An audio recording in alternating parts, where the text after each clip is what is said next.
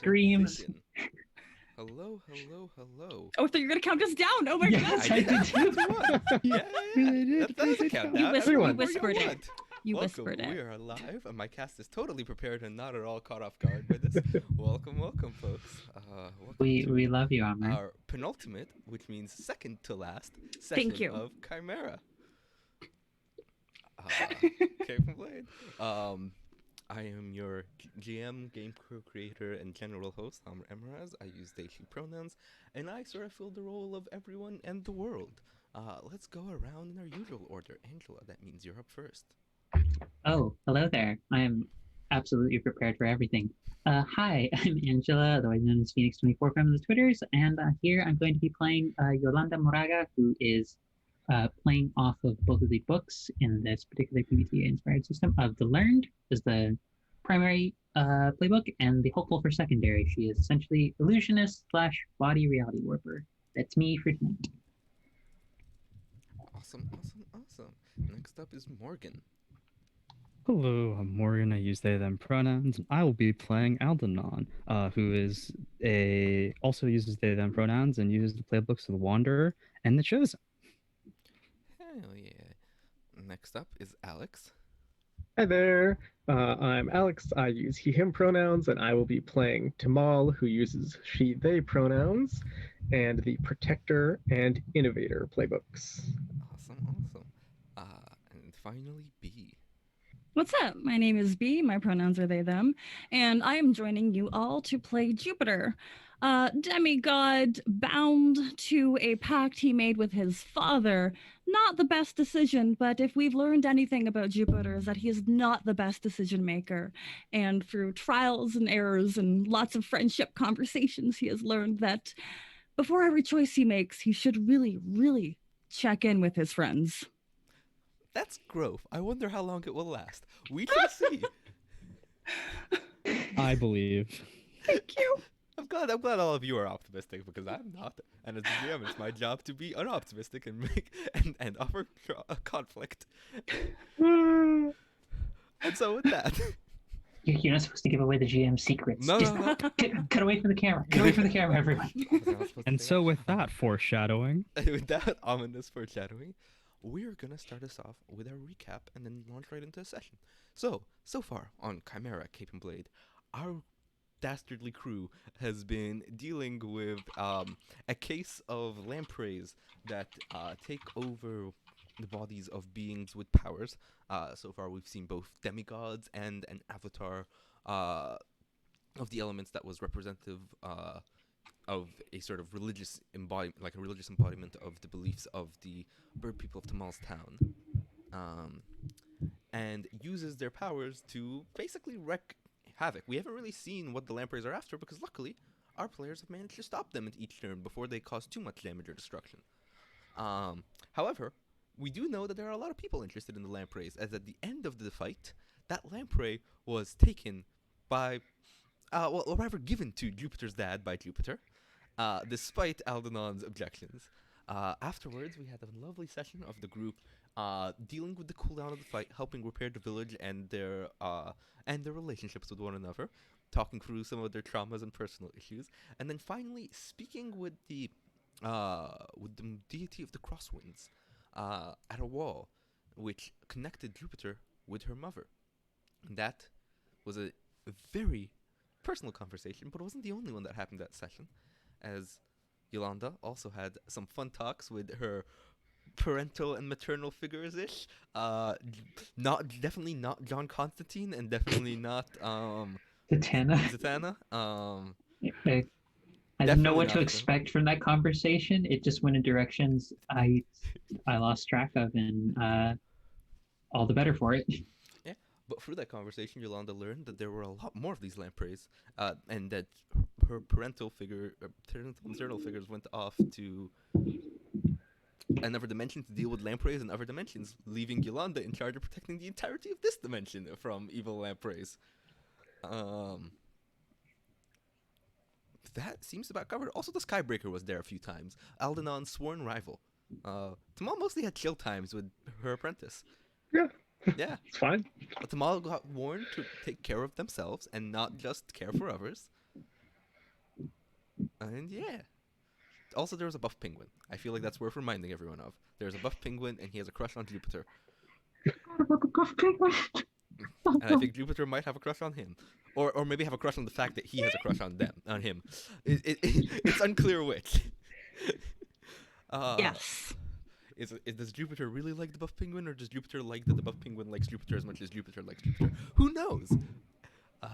Unfortunately, the buff penguin was left behind in town. Probably won't be seeing him again on stream, but maybe Jupiter will return if Jupiter survives. What? You didn't hear that. So, with that more ominous foreshadowing being said, we're going to open up with a little bit of a time skip. I think since talking to your mother and realizing the sort of danger and seriousness of the situation and that something needs to be done, and since Yolanda sort of got instructions to, hey, stop those lampreys, y'all have been traveling around a little, and you've dealt with probably a dozen or so different lamprey incidents. I want each of you to give me like a quick example of one that you think the group dealt with. Yeah. Got one. Okay, go ahead.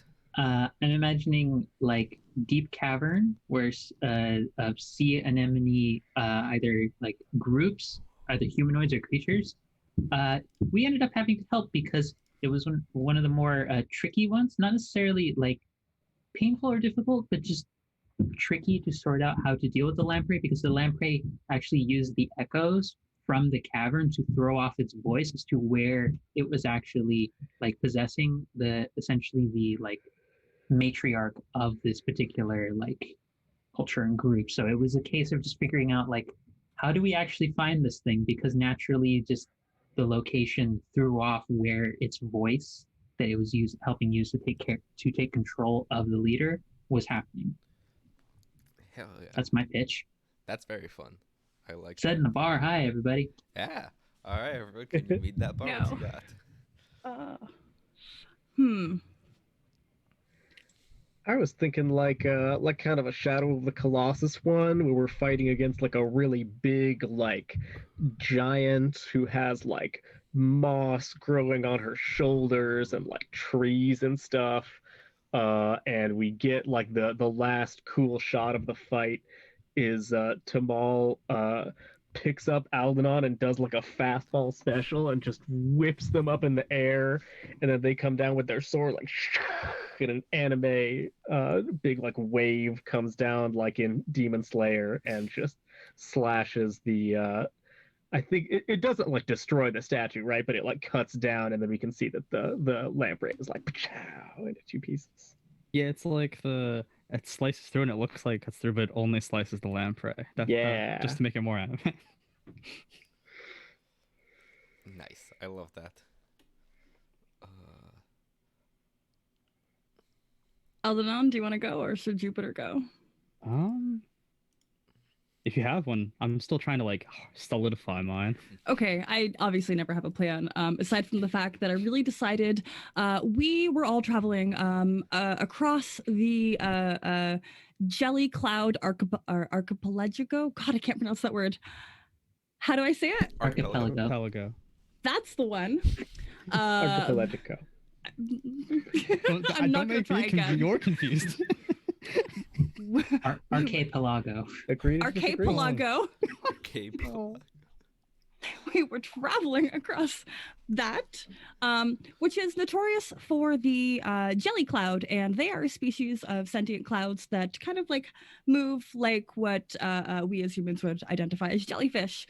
On the road, we came across an injured jelly cloud, and Jupiter became immediately smitten by one of them and decided that he had to do absolutely everything that he could to help them. And lo and behold, true to form, like any traditional anime, their village was being taken over by a lamprey, and they had instilled themselves, I think probably by like taking control over like the mayor of town, and they were trying to assert their villainous powers through like intrigue, but Jupiter, with no sense of intrigue and not wholly willing to listen to the party's insistence on subtlety,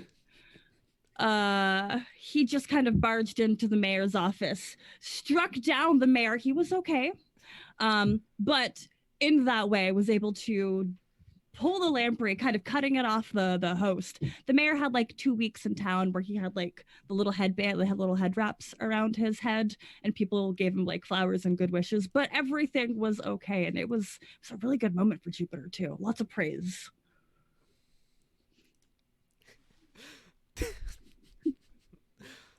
Yes. I like this a lot because it also establishes that some of the lampreys are being more sophisticated in their plots too, approaching stuff with intrigue, which adds another dimension to how or why that might be happening. Also, Jupiter. Subtlety is important in diplomatic incidents. What? I don't know what that means. I'm sure like it turned into like the compliment being like, your intuition was really good, Jupiter. Don't use it ever again. Okay. See, there's two ways I see that okay. One is Jupiter taking it way too literally, and the other is Jupiter ignoring it entirely. And I'm not sure which is gonna happen. Yes. Yes. Okay. All right, so for our grand spanking finale, it's a lamprey incident of not just one lamprey, but 4 lampreys, taking over our 4 shadowy counterparts to ourselves that we had to fight.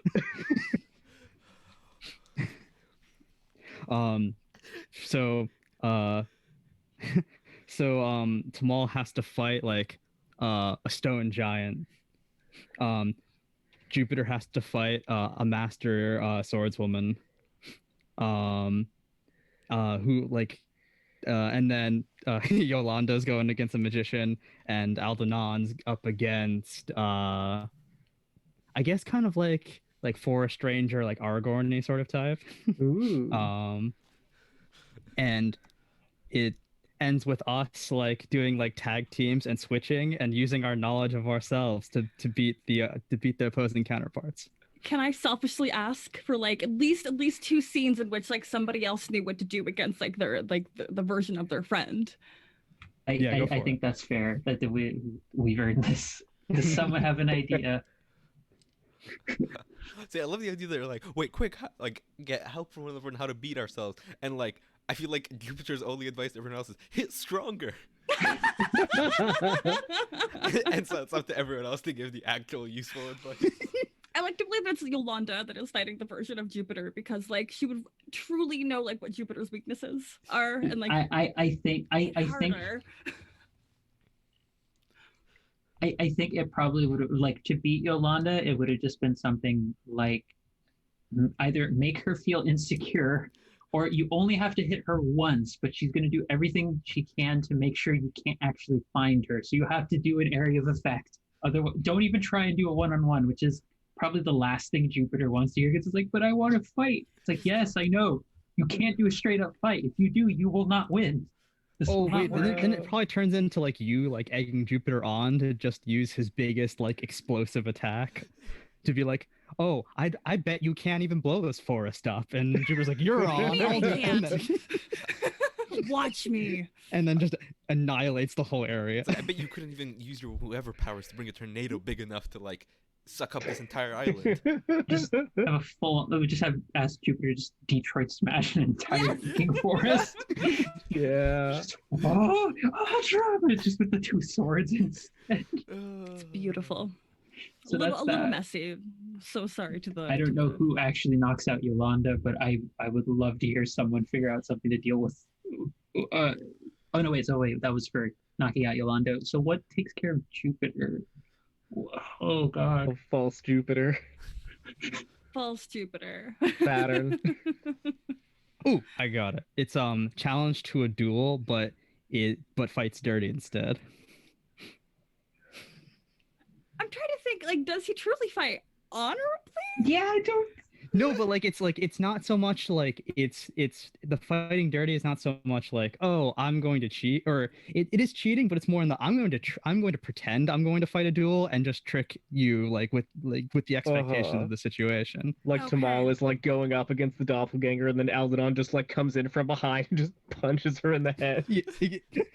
Aiming for the top rope is Aldenon. Yeah. He's It got would a big just jack. be like it would just be like nudge nudge. Hey Yolanda, I need 2 illusions. and I just and then it's just like tap shoulder, sucker punch. Teamwork's Nice. beautiful.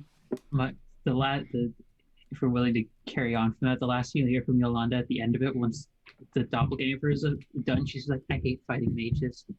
This, I hate fighting mages so much." Worst. Now, how do you beat Shadow Aldenon? All right. Shadow Aldenon. Ooh. We only got 2. We're gonna be here all episode. We're gonna be here all We episode. only We only get to do asked for 2. Yeah. Sorry, we only get to do 2. Otherwise, if we had time, we'll circle back to We'll it. do them at the end. It'll If we're be sad fair. I about feel what like Shadow happens at the Aldenon, end you of just this- throw him like a biscuit from where he comes from originally, and like he has a full like That's his weakness. That's what they're Oh. weak. existential crisis in the Thank middle of you. the battlefield. Oh, Aldenon. Oh, I just had a sad thought. I summoned an image of the home in its original state, Oh. like perfectly untouched. Just be like, Oh, this. no, I got it. What is it? You like Yolanda's able to convince them to surrender because you just open up a portal to their home, and they just leave. Oh. We win by not actually winning. we took the Darwin from X-Men approach of like, how do you beat the Hulk? You just leave. How is that really winning? good. That's you live. That's You how live. you won. Yeah. Love this group so much. Awesome. Shall we continue? Yeah. So with that, y'all been on a pretty good roll. I mean, some of them might have been closer than others, but like for the most part, y'all seem to be doing pretty well. You're probably feeling pretty proud of yourselves. Maybe feeling a bit introspective after the shadow fight. Who knows? Depends on if you know the meaning of the word introspective or not. That was mostly for Jupiter. I feel like Yolanda has enough anxiety that she knows the meaning of the word introspective too well. It's just what. Why do you have to call out this in every one of my character archetypes I've ever made, Amber? Why do you have to do this to me? Because I'm calling myself out. What? So, anyways, This is true friendship, everybody. True friendship. so with that, y'all are heading to another village. I think y'all have been traveling a bit without dealing with a lamprey incident, but you've heard of one. The most recent village you stopped to like sleep out for the evening told you of a lamprey incident, or at least of a alleged lamprey incident and attacks happening at the nearby village. I just had the name. Darn. Give me a second. El Wared. I will type that in our chat for y'all.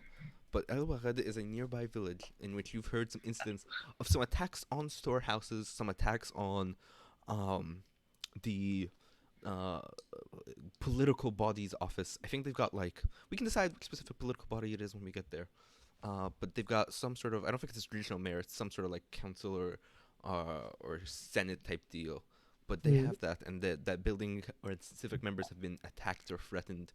And so it's potential that like a lamprey following some of the intrigue routes that y'all have been noticing with some of the more recent lamprey incidents might be here, trying to undermine stuff and take power in that way. There's been a call put out by the government of Awad asking for assistance. And we arrive at this town. I think it is larger than most. It's situated on, most of the archipelagos are probably various size, but like even the big ones are usually like 10 or 20 smaller chunks that are close enough together that they count as a big island, right? I think this one is one of the more solid chunks of island that was uplifted as a whole. And so the town itself is built on a old foundation from the surface that came up in full, and the surrounding area and forests and resources would basically be a relatively large-sized island, even on like water standards. And by Sky Island standards, that's basically a continent, right? It's at least a couple miles, which makes it a continent by the Sky Island standards. What is one detail about El Wahed that you'd each like to add as we arrive?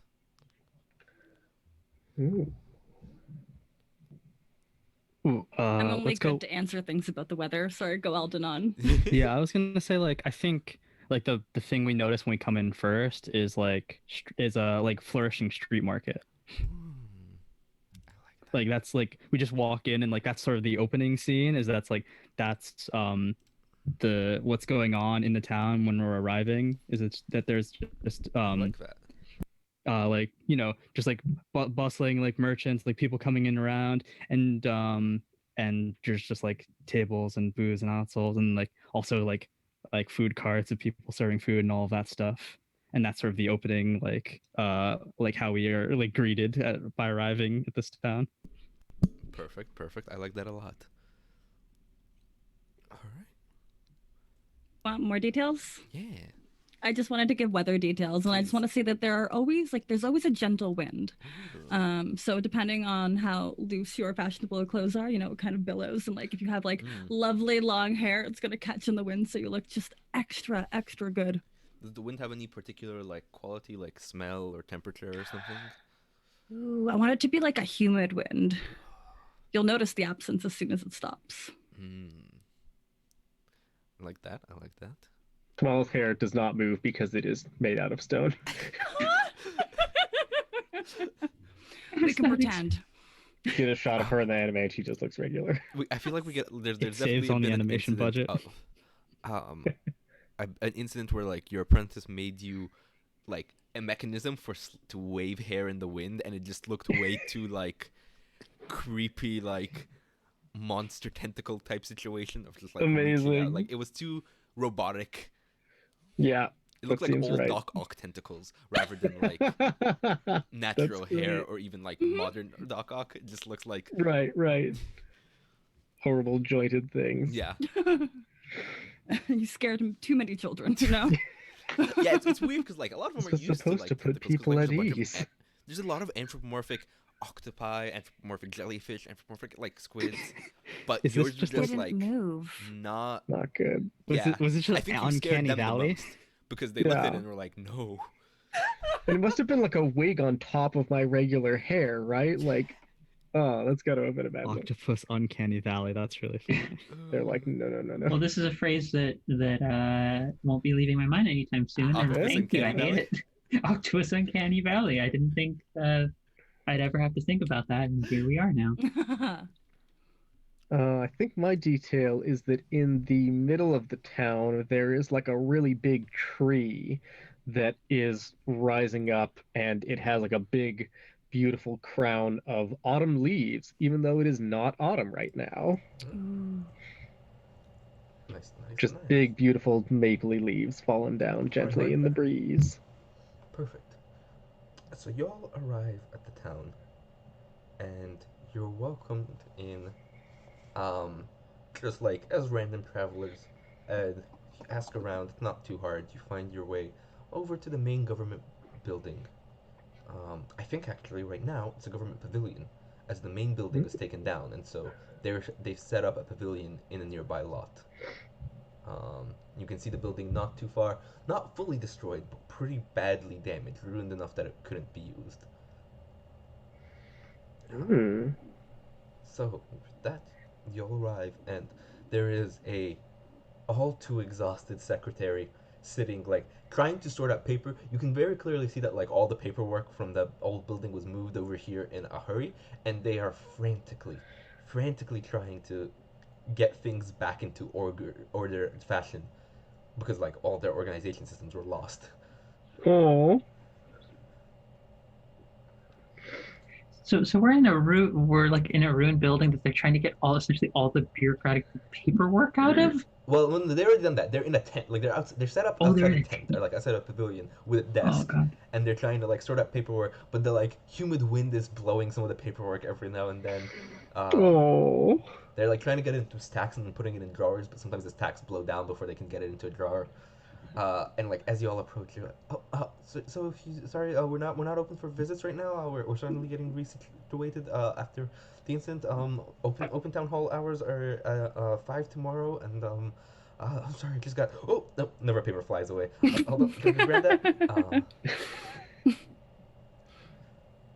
See Yolanda just like waving her hands, and there's like tiny little like ethereal birds just kind of like pop up and just start going to like go like like imagine like carrier pigeons, except they're trying to like grab all of the papers to make sure they don't go. You're gonna Cinderella it. Yeah.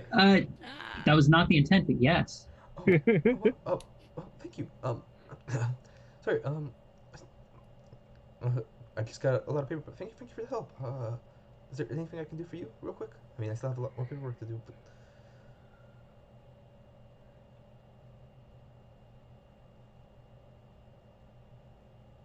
So, someone be the adult. Come on.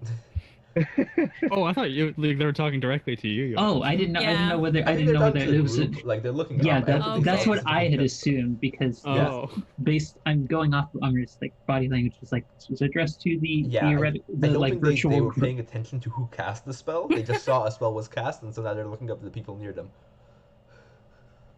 Cool. So Tamal will come up to the desk, and I think she also puts one of her big, heavy stone hands onto a pile of paper, just protectively, and says, "Well, we're here to offer any aid that we can. We've heard that there might be some mysterious, potentially even supernatural things going on here. I see that your building has been destroyed.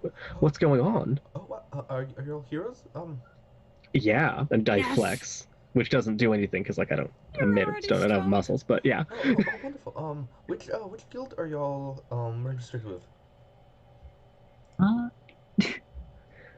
we're what you might call more freelance. We this is sort of just something we're doing to take care of her personal issues and also just sort of out of the kindness of our heart. Plus, Which people is have been very kind. Funny because none of us use lances.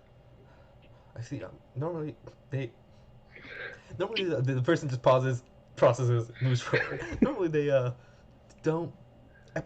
They prefer to work with guild approved hero groups, not freelancers, because the paperwork for that is much messier. But looks across the street at the ruined building. I think right now they're no longer very picky. So I can get the paperwork in order. Yeah. Okay. Awesome. Yeah, we could really use some help. As you can see, the situation's a little bit messy. They're not really telling me much about what's going on.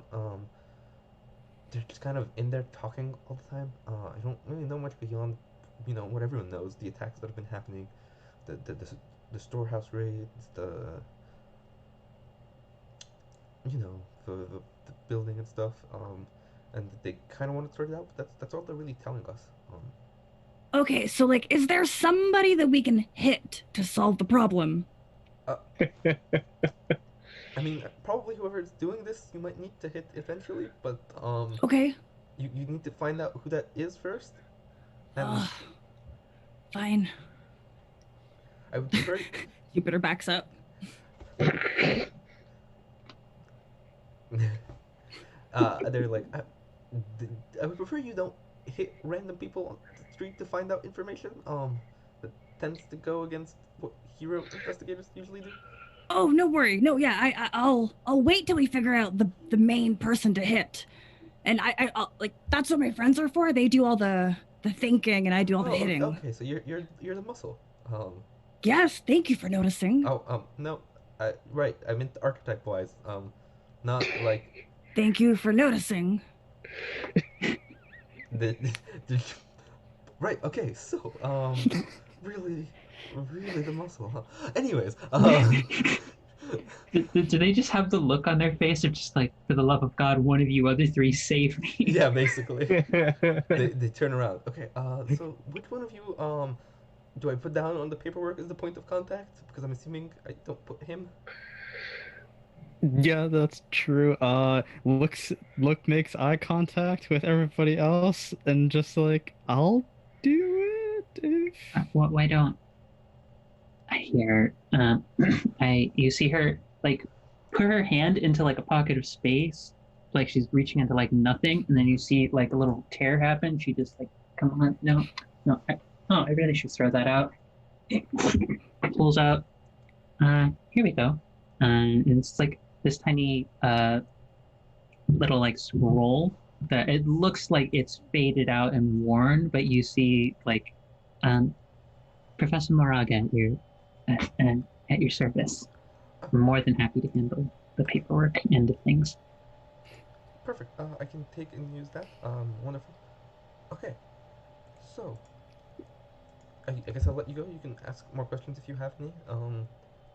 But y'all are free to go. Oh, here, take this. They reach down and pull out like a stamp, and just if just get one of you to let me stamp your hand. This will basically be like a pass, so that people know that you're heroes and not like scavengers.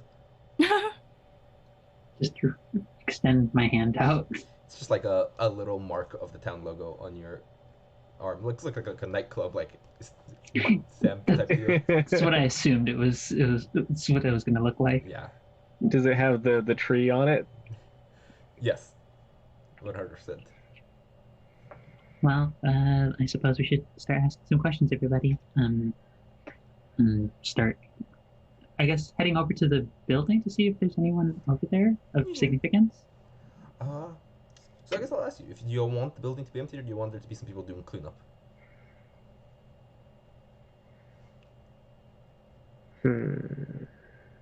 Jupiter does not have any plans in this. So Counter. Ooh, In can this? I have Was that third necessary idea? qualifier? honestly, no. Third idea I have. Maybe building is empty, but we find someone like sort of staring at it from outside, like definitely like thoughtful, but like very strangely just standing out there. Okay. Yeah, if you Someone who like feel like knows like has unsaid words, but no one to say it to. Are you saying we have a quest giver NPC just standing outside of the building, and they have like the little like I mean, it exclamation could point be a above their villain. head? They could want to stab us. I don't know. A villain could be a quest giver NPC. It's just a much more dramatic quest giver NPC. True. You can get your quest directly from the villain. A lot of games do that. Wow, that was okay. So yeah, there can be if you want. I like that. We can go with that. Y'all approach the building. What do you do? What do they look like? Think from distance. Wearing pretty standard nondescript clothes for the area.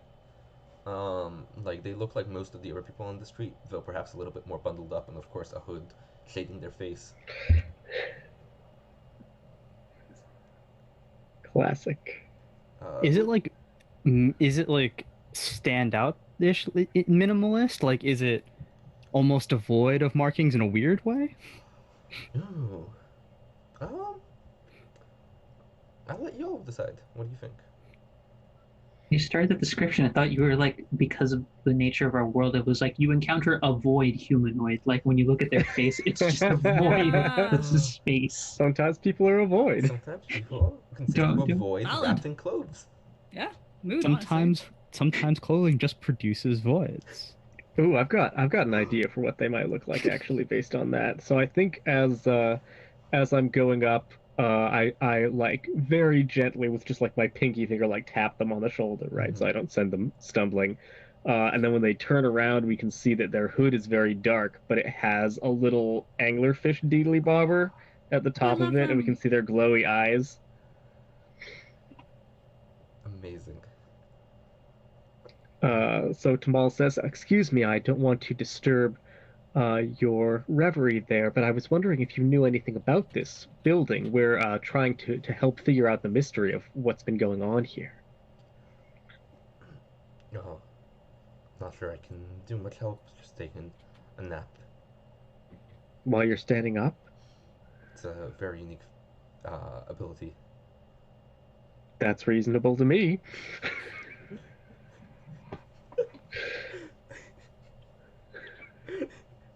I feel like we get to see the Tamal starting to walk away and someone like pulls Tamal back. It's like, no, All right. Jamal, that's... Let's find another lead, everyone.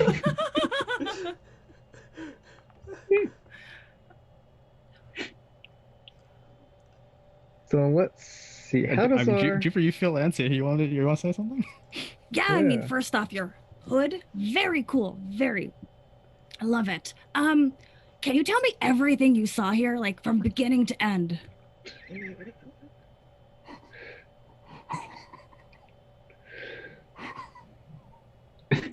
The angler light also, when they blink and open their eyes, turns off and on to accompany the blinking. That's really good. I was napping. I don't. Do you want from like the beginning of time everything I've seen in this town? I'm. Oh, How about did you see this building get reduced to its current state? I was asking. We're heroes here to help everyone and save the day. There is an eyebrow raise and the angler tilts along with it. The like little leg tilts diagonally with it. Uh, so it's like straight down before it tilts on the direction of the raised eyebrow, highlighting the single eyebrow that is okay. raised. Amazing. Exactly. Exactly. I want one of you to roll to investigate. All So, right. if y'all have not figured out, or if y'all did not see earlier when I had it on the screen, that'll be back on the screen today, we are subbing in the mystery microgenre into our session. And the way that works is it introduces a mechanic to collaboratively build and solve the mystery that our players are going to be playing through this session. So, who wants to take point on this? I think I might be able to. Awesome. So, Yeah, I guess. when you're finding a clue, you're going to ask and answer a question. Either one of our three questions, which are what are the power dynamics here, what deception is taking place, or why did they act this way, or your own personal question that we've written out for all of you in advance. Nice. So I think I will roll that, and I roll with narrative attitude, Well, so first right? you choose a question and answer it before you even First, I choose the question and answer it. I see. So what do you want to know and give us the answer to? I want to know what deception is taking place, I think. Okay. What deception do you think is taking place? I think that... Oh, no, I have to... I see. Cool. So I think that this person is... I think that they're, like, stalling for time. Ooh. The reason that they're being kind of, like, cryptic about this is that they are waiting for someone else to come here, and so they're just trying to keep us talking and saying whatever Gotcha. to wait for that to happen. Playing hard to get with the information to buy time. I like it. Yeah. All right. So, how do you think you're gonna approach extracting that information? I think determine your narrative stat. I'm approaching it pretty chill, pretty just like patient, and just like chatting with them, and not really being fazed by the extreme weirdness of their evasiveness. Why don't you go ahead and roll relaxed? All right. So for relaxed, will roll a d8 plus a d8. Let's rock. All right, I got a total of 8. Okay, so on a 7 to 9, I will add a twist to your answer. So,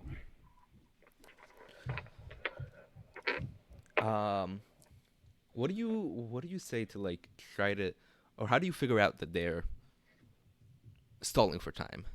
What tips you off? I think it's probably because this takes like 20 minutes of like me just like, oh, okay, so then what happened? Uh-huh. Oh, really? And then you did like they did like, so I started my day, I woke up, I had breakfast, and everyone else has kind of like wandered off to like look at their nails or like mess with their equipment or something, and I'm just standing there like blithely asking them questions still, and they're like, oh my god. Perfect.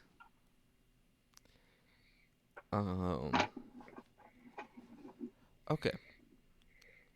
So I think they were hoping to stall, and then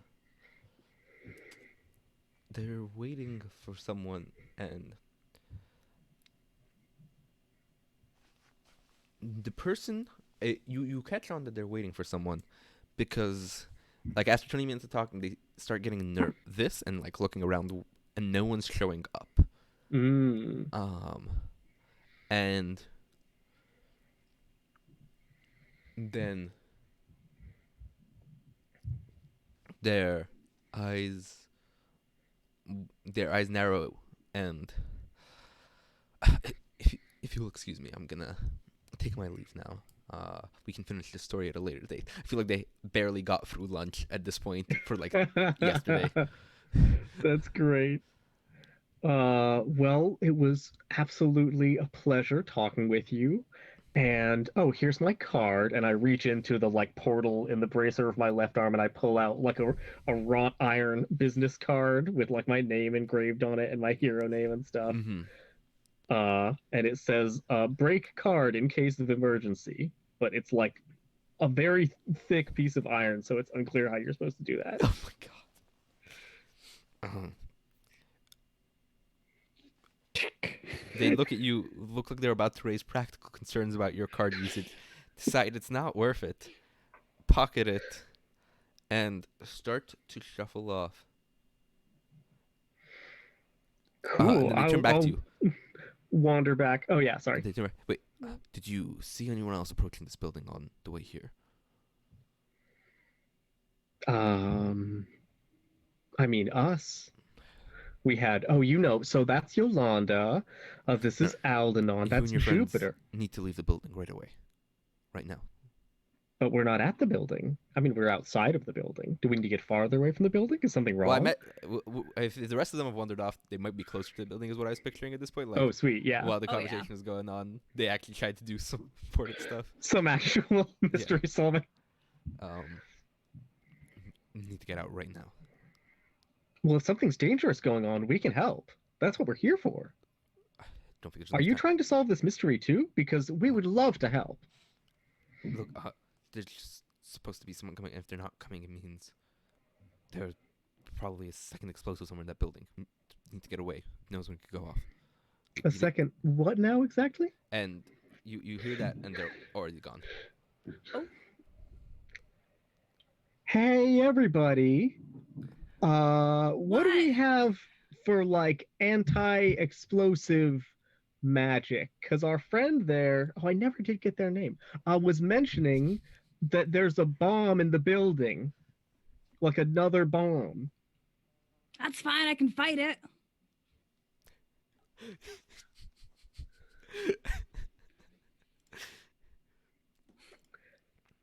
Yolanda?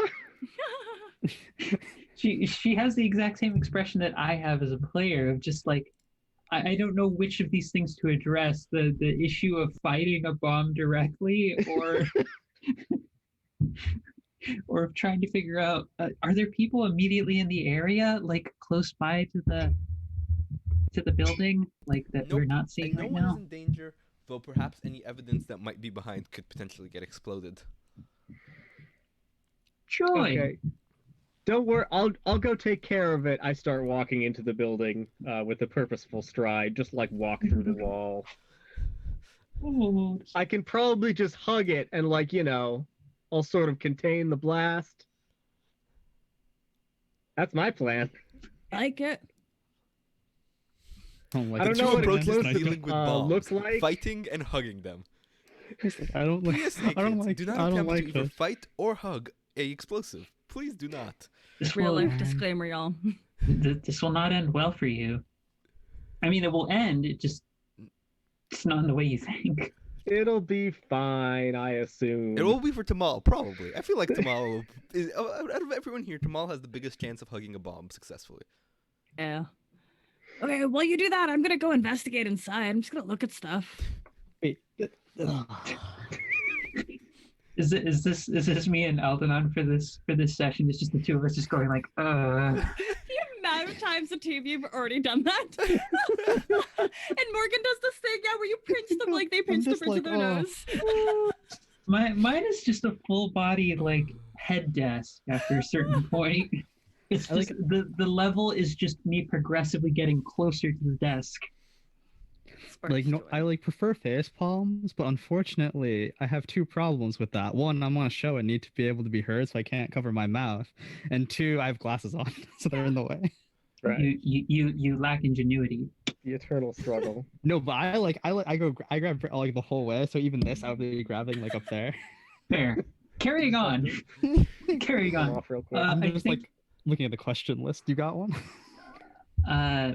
I mean, my thought was to immediately start trying to like figure out and detect where this thing is, Because if there Sounds are like a any good sign, plan. any sort of like magical traces of like why, if there's anything magical in the area, or if there's Yeah. something, like a bomb in the Yeah, area. why don't you go ahead and do that?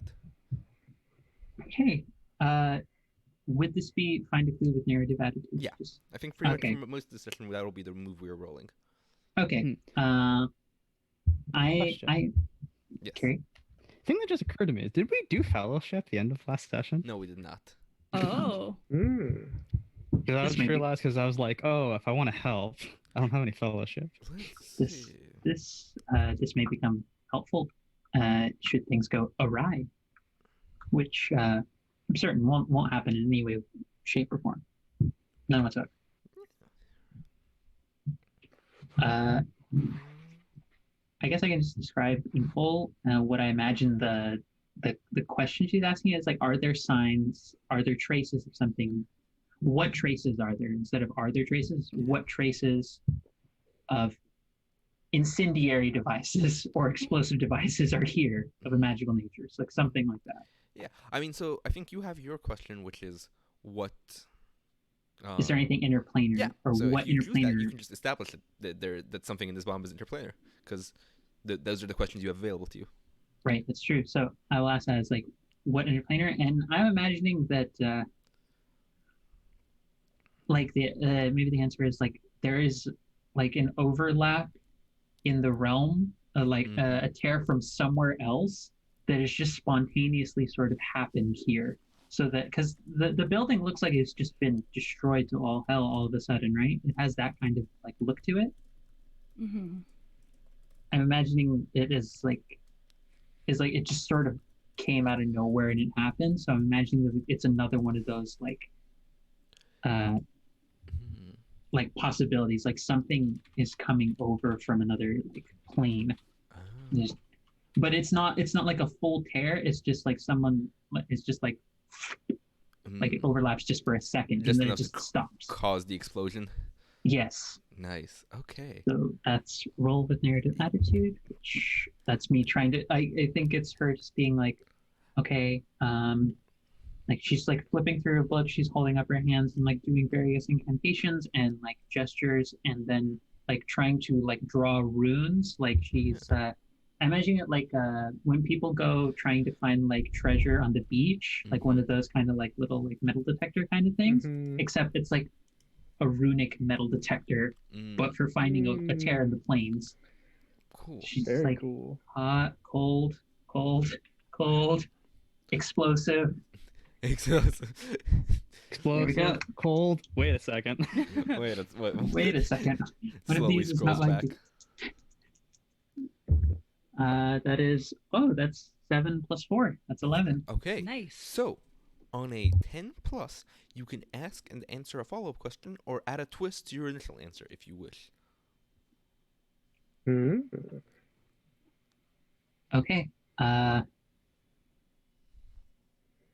Okay, so it does seem so the answer that I originally had was something is overlapping from a different plane.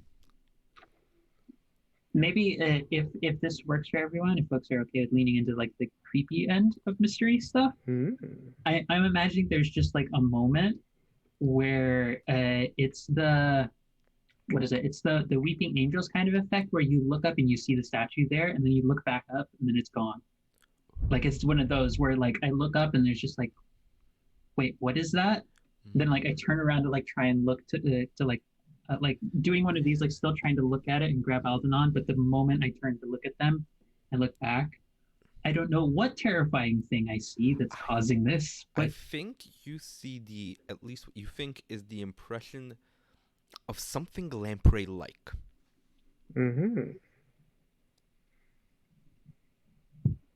Aldi. Yeah. Lamp, pray. Give me a direction. And I like pull up. What do you mean? Don't you see? And then I look back and that's when it goes, and I'm like, damn it.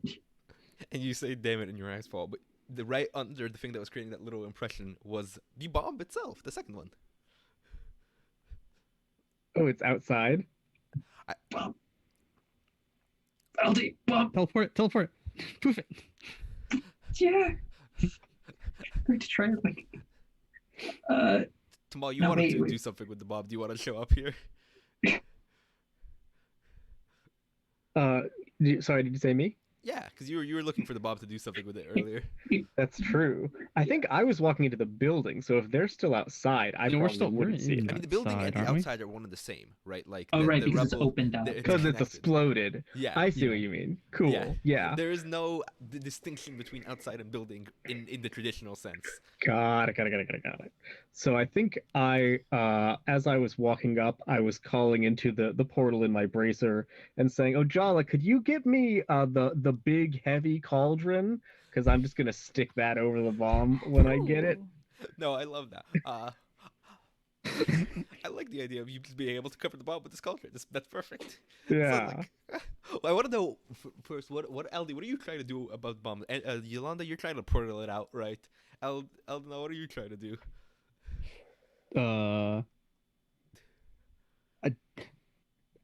I was just like, I see it, and I'm just about to. I was about to like try and get the lamprey. Then I see the bomb, and I'm like, oh,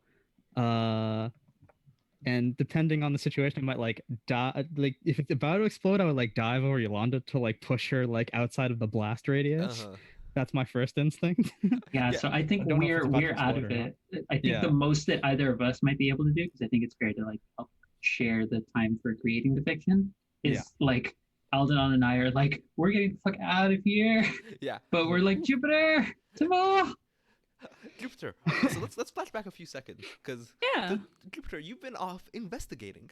What are you Wandering been around. up to? I'm just looking for stuff that looks evil, you know, something like maybe my dad might use it for evil, you know. I don't know what he uses for evil, but I'm positive it's something.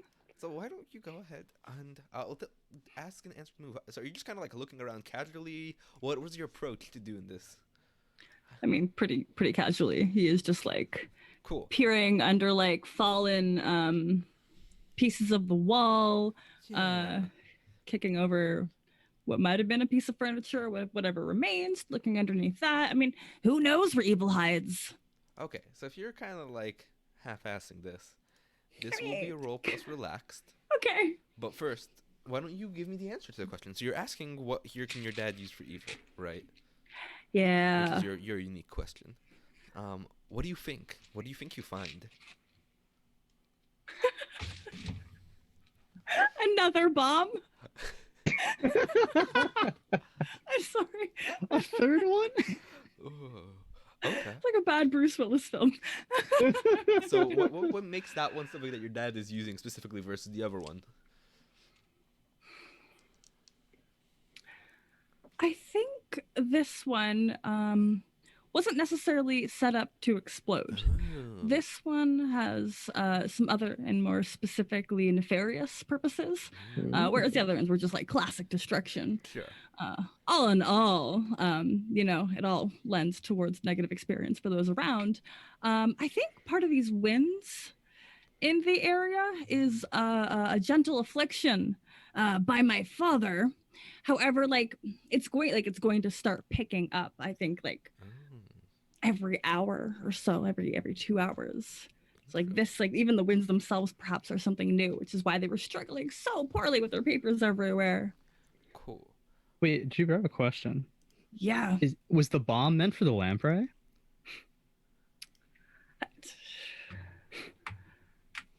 Maybe. Because I kind of like that implication. Oh god, like we just interrupted a capturing another lamprey. Guess we'll find out. Why don't you go ahead and roll me, and we'll see what happens. Oh boy, this is great. Because like when it's like nefarious purposes, I'm like, wait, but that's what it clicks to me. Like that's how it fits together. 6 plus 2. It's all coming up plus Millhouse. Relaxed. Oh god, I didn't do this roll right. Hold on. I need my other dice. I know what I'm doing, I promise. We said You premise? relaxed. You premise or you promise? Premise. I premise. I mean, you And- figured it out before you yelled out the number, so that counts. I wish. Okay, hold on. I've been sad if it was like it's 2d6s and it was double sixes and it's like, oh no, Right. Okay, it's still an 8, which is wonderful. Cool. So on a 7 to yeah. 9, I get to add a small twist. I'm not afraid. You're afraid. Okay. I think so. You're looking at the bomb, and you're like, oh no, there's another bomb.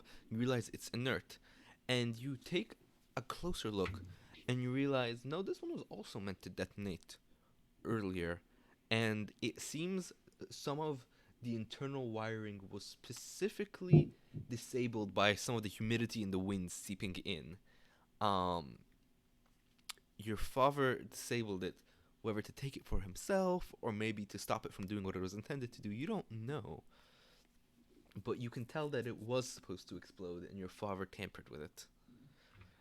At this point, you hear a second explosion muffled under a cauldron as we get the scene of like Yolanda trying to portal it out, there not being enough time, Aldenon pulling Yolanda away, and then suddenly, punk, this giant cauldron held down by Tamal, and there's this slight tearing sound right before an explosion, and I feel like we get the cauldron shakes and like all the energy seems to dissipate, and there's a pause, and then there's a final explosion after everything's settled, and then like okay, it's good. Just imagine the cauldron's like smaller because like the extra planar space stole something. Just goes, whoop, Oh my gosh, shrinks. yes.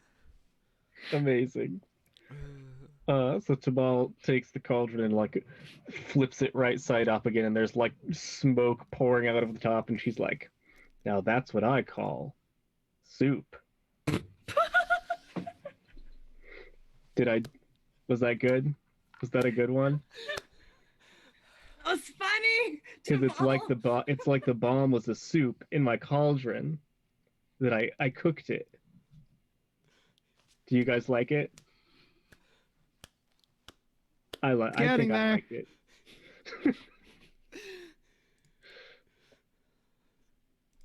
I think I have no words. I actually can't actually come up with it. I had a thought and then I'm just still laughing too much to actually get it out. That's why I'm yelling. It's getting there. Positive encouragement, but not acknowledging that it's a good one. I'll keep workshopping it. Anyway, at my workshop. I feel like where it's I do my time to invest. blacksmithing.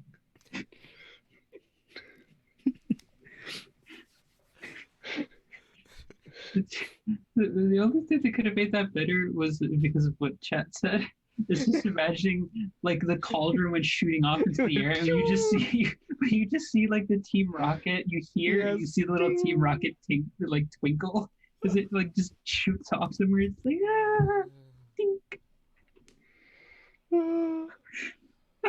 Possible Jupiter would like to come on over with like whatever this deactivated bomb. Like, so I found something else. It's not gonna explode or anything. I'm almost positive. I'm holding the cauldron like, whoop. That's suspiciously leading. Is it? Also, everybody looks well. I'm glad. There was a sound, and your cauldron is horribly smelly. I burned the soup. That was a It was good a bomb. joke, though. It was a bomb. I thank you.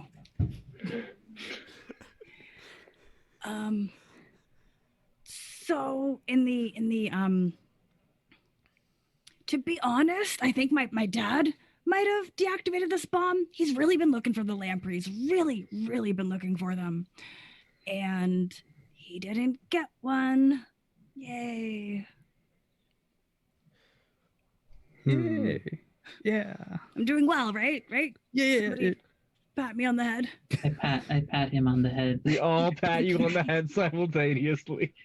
It's like, please give me affirmation. I really need this.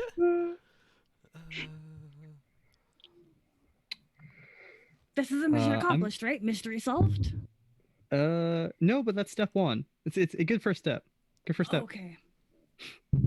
I'm going to look around because clearly they wanted to blow up something, so there's something to be found for Yeah. Be Which blown one? up. Which question do you want to ask and answer? Let's see. Let me look at the generic ones. Or that could work. But and then the one.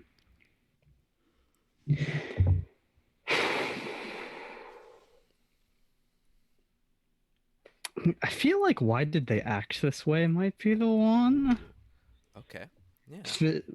But the thing that I'm gonna put to everybody else is, should they be our name, our like lamprey, or should they be the Jupiter's dad? I don't like it being I'm Jupiter's biased. I dad. don't know. Mm. So why did they do what in particular? Why I would think would be, why did they do, like, the question is why did they do this? I assume it's why did they try to blow up whatever's here, which would then lead to the explanation of what's valuable or what Yeah. needed to be hidden in the first place. And there could be a couple of different reasons for why they did that.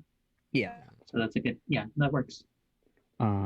So we're gonna do Jupiter's dad. Yeah.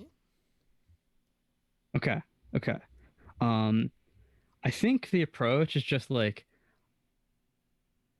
I just start looking around, like asking for help, like pulling up stuff, like say like asking Tamal, like start picking up tiles to see if there's like something buried somewhere. Mm-hmm. Like I just have it like coordinated, be like, okay, something's hidden here, we need to find it. Okay. So what do you think you find? What do you think the answer is? I feel like Well,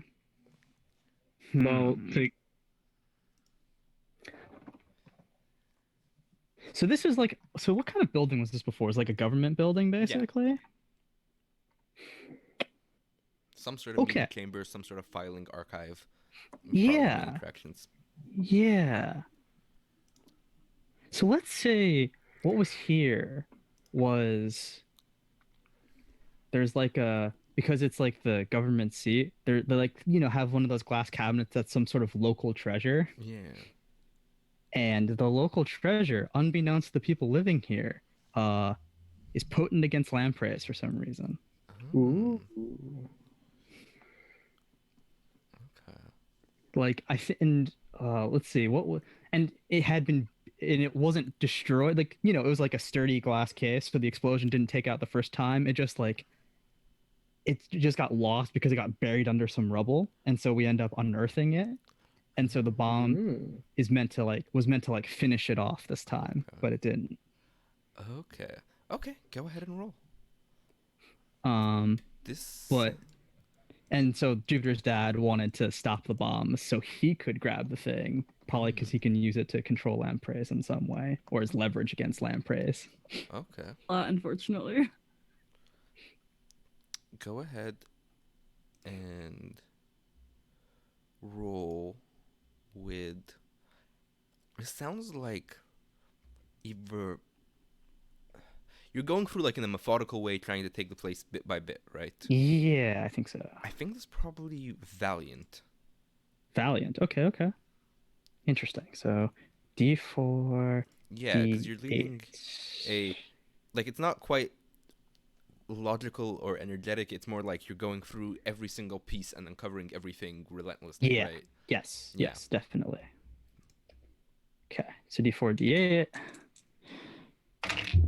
Oh no. Is that a one above? 3. What? 3. Okay, so basically one above. All right. So we get to see what happens on a miss. Yeah. So on a miss, your information still holds true, but either the GM's twist is much worse than expected, or you find yourself in a bad spot for acquiring this information. Fair enough. Bad spot.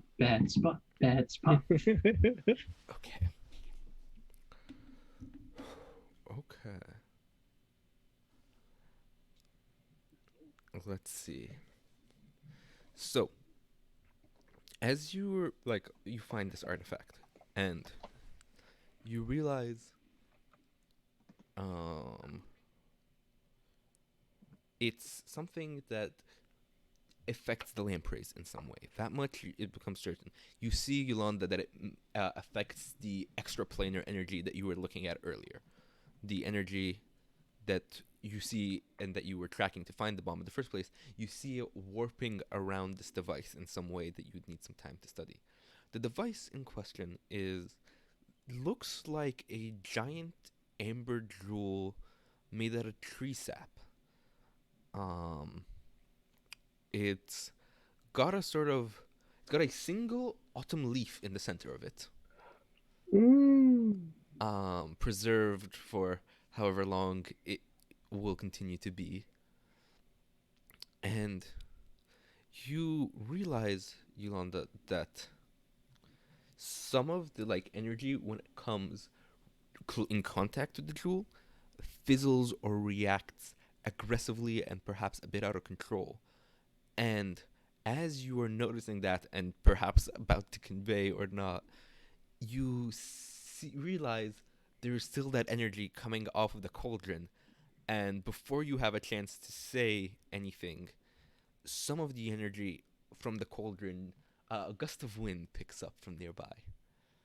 A gust of wind goes against the current, against the flow. So the wind's going east to west, and this one, suddenly smoke blows towards this amber, and a lot of the smoke coalesces around it. And above it, a tiny rift begins to form.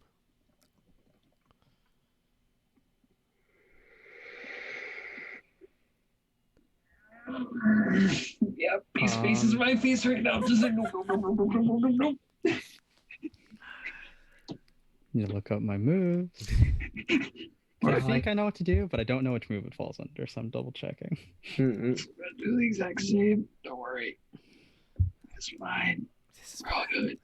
I will inspire the rift. I will show mercy to the rift. Show mercy to the rift. Pointing your sword, pointing a sword at the rift. You pull one from your blacksmith. I will let you live. Walks away from inanimate growing rift. So I have a weird idea. Okay.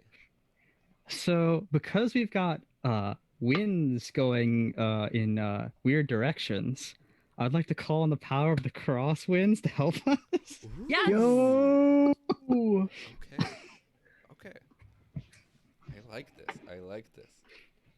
How do you get rid of a wind? Another wind. Yeah. Okay. Why don't... So the thing I'm not sure of is could be one of two. It could be Embracer Chimera, or it could be like the focus move that I have for the Chosen, which is like using like powers in a new way. But I'm not quite sure. I like that one. Why don't we use your focus move? So the focus move is when you try to push the limits of your power in a time of need, roll with narrative attitude. Cool. Yeah, why don't we do that? So, what attitude do you think is appropriate? How are you going about this? Like, I guess, what is your emotional state going into this? Yeah, like I think it's... Is this immediate action? Is he thinking this through? I'm definitely not thinking this through. I think it... Oh, good. I was gonna say I think it's valiant because I'm just like charging in without regard for energetic. If it's an immediate response, yeah. Oh, interesting. Because I feel like I want to say it's valiant because I think it's potential. Like I'm like going in like right up close to it and trying to do something without regard to my own safety. Yeah, let's go with valiant. Cool. So it also has questions on it. Oh, no, sorry, never mind. This one is... But it says with narrative attitude. That's why I'm not sure. Oh, yeah, so you... Oh. No, so this question is you ask when you succeed. Oh, okay. Yeah. I need to clarify this, not too soft. Anyways. Yeah, go ahead and roll. Okay, so that would be D4, D8. That was also, just a quick note. Hello there, Raiders. Thank you for joining us as we are involved in interplanar affairs. Yeah, hey, Raiders, welcome. Prompted by an explosion. Our lovely our lovely transforming Eldenon here is trying to prevent an interdimensional rift from opening up. Classic, Who knows you what? know? You know, usual I don't think superhero I don't think things. this roll's better. Unless okay, never mind. That was a 7. That was Just fun. There barely. you go.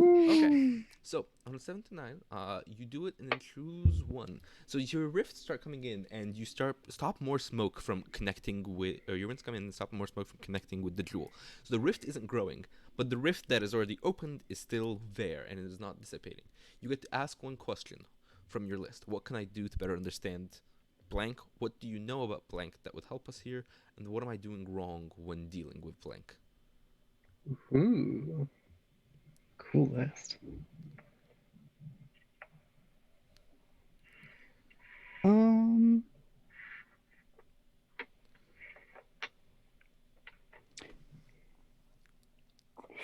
Let's go with what do you know about this like artifact that would help us here? Yeah, okay. So I think you start thinking back to your travels as you're doing this, right? You're channeling your focus, and you realize what you're looking at and your focus, while not connected, they are functionally the same. They are channels for power, right? Your focus channels wherever your abilities come from that it grants you. This amber seems to channel extraplanar energy and amplify it.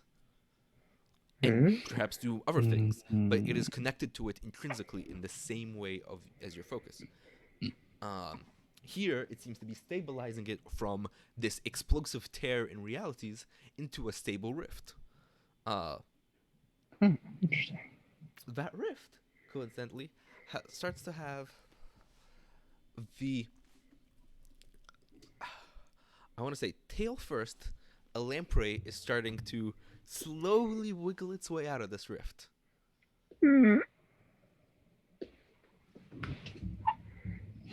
Just imagining 4 vaguely humanoidish figures just staring at a manta ray tail just coming out of a planar rift. That's immediately what comes to mind for me.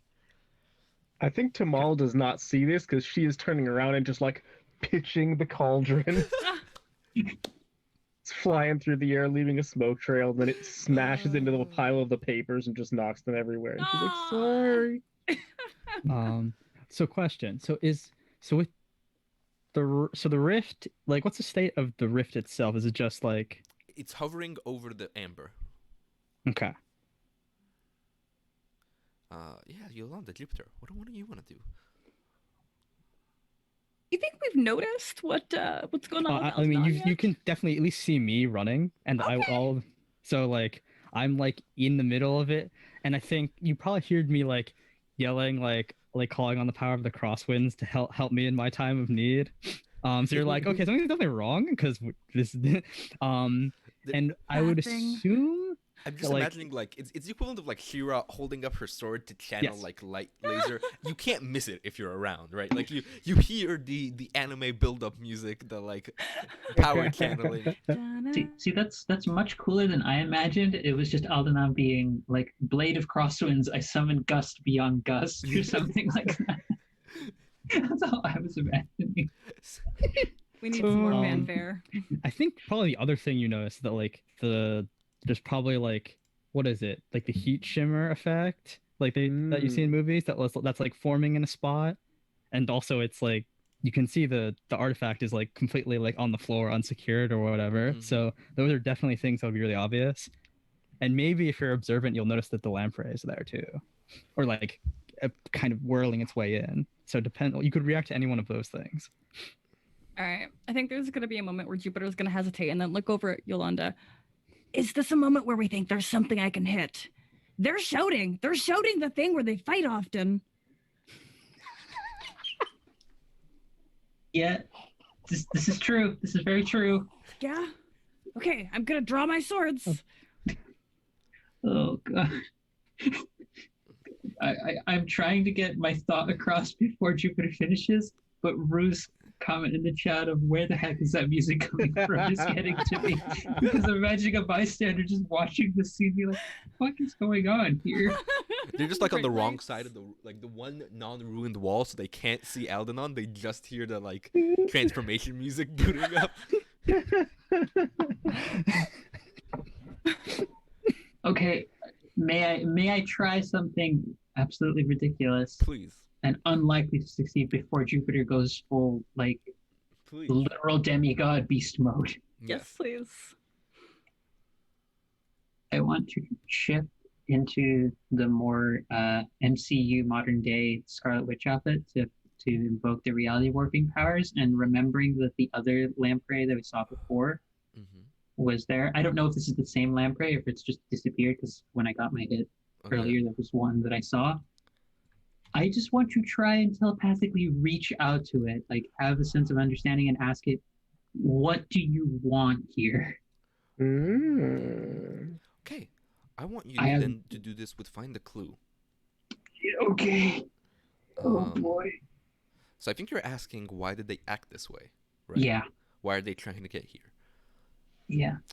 What do you think? That's awesome. What do you think the lamprey wants? I think based off of conversations we've had before out of game, I want to do a little bit of a twist here. And I want to say it's running from something it's terrified of. Ooh. That it's actually the thing, like that maybe some of them, or at least this one, they all might have individual agendas, but this one is like, I'm just scared and I'm trying to get away from something, and everyone thinks I'm causing everything. Cool. So I'll ask you a question. As you're communicating, is it like a fully formed sentient response you think you're getting, or is this like you just feel fear of like an animal type situation? I think it's more interesting if it's the second one, actually. Like it's just more primordial, because Yeah. I think the reality shaping is the only thing maybe Yolanda's ever felt even remotely close to this is when she's trying to make illusions real, and that feels like shredding the very fabric of her existence when she does it too much, because it's the full Full Metal Alchemist rules of like Cool. whatever comes in, something else has to go out, otherwise Cool. everything goes to hell. So that's my take on it. Yeah, If that I works. like this. You're going with optimistic because this is, as you've self-described, a shot in the dark. Oh, gonna see. That's not my highest stat. We're gonna see how that goes. Oh, it's not D66. That's a possibility. Yeah, an average 2d6 roll. Nothing could go wrong here. When you say it like that, then I suddenly start worrying. Oh my gosh. A lot went wrong or a lot went really well? Right? Is that a good? I got exactly 7. Oh, Yeah. But it's even better because I got a 1 on one die and a 6 on the other die. what an average Truly. result. You're blessed. Amazing. This was like my last roll where I got a 3 on the D8, and I'm like, oh god, and I couldn't see the I rolled in a box, so like the wall of the box had blocked off the D4 and I couldn't see it, so I had to pick up the D4 to see it landed on the floor. It was like, oh god, oh god, oh god, oh god, oh, it worked. Perfect. So, on a 7 to 9, I get to add a twist to your information.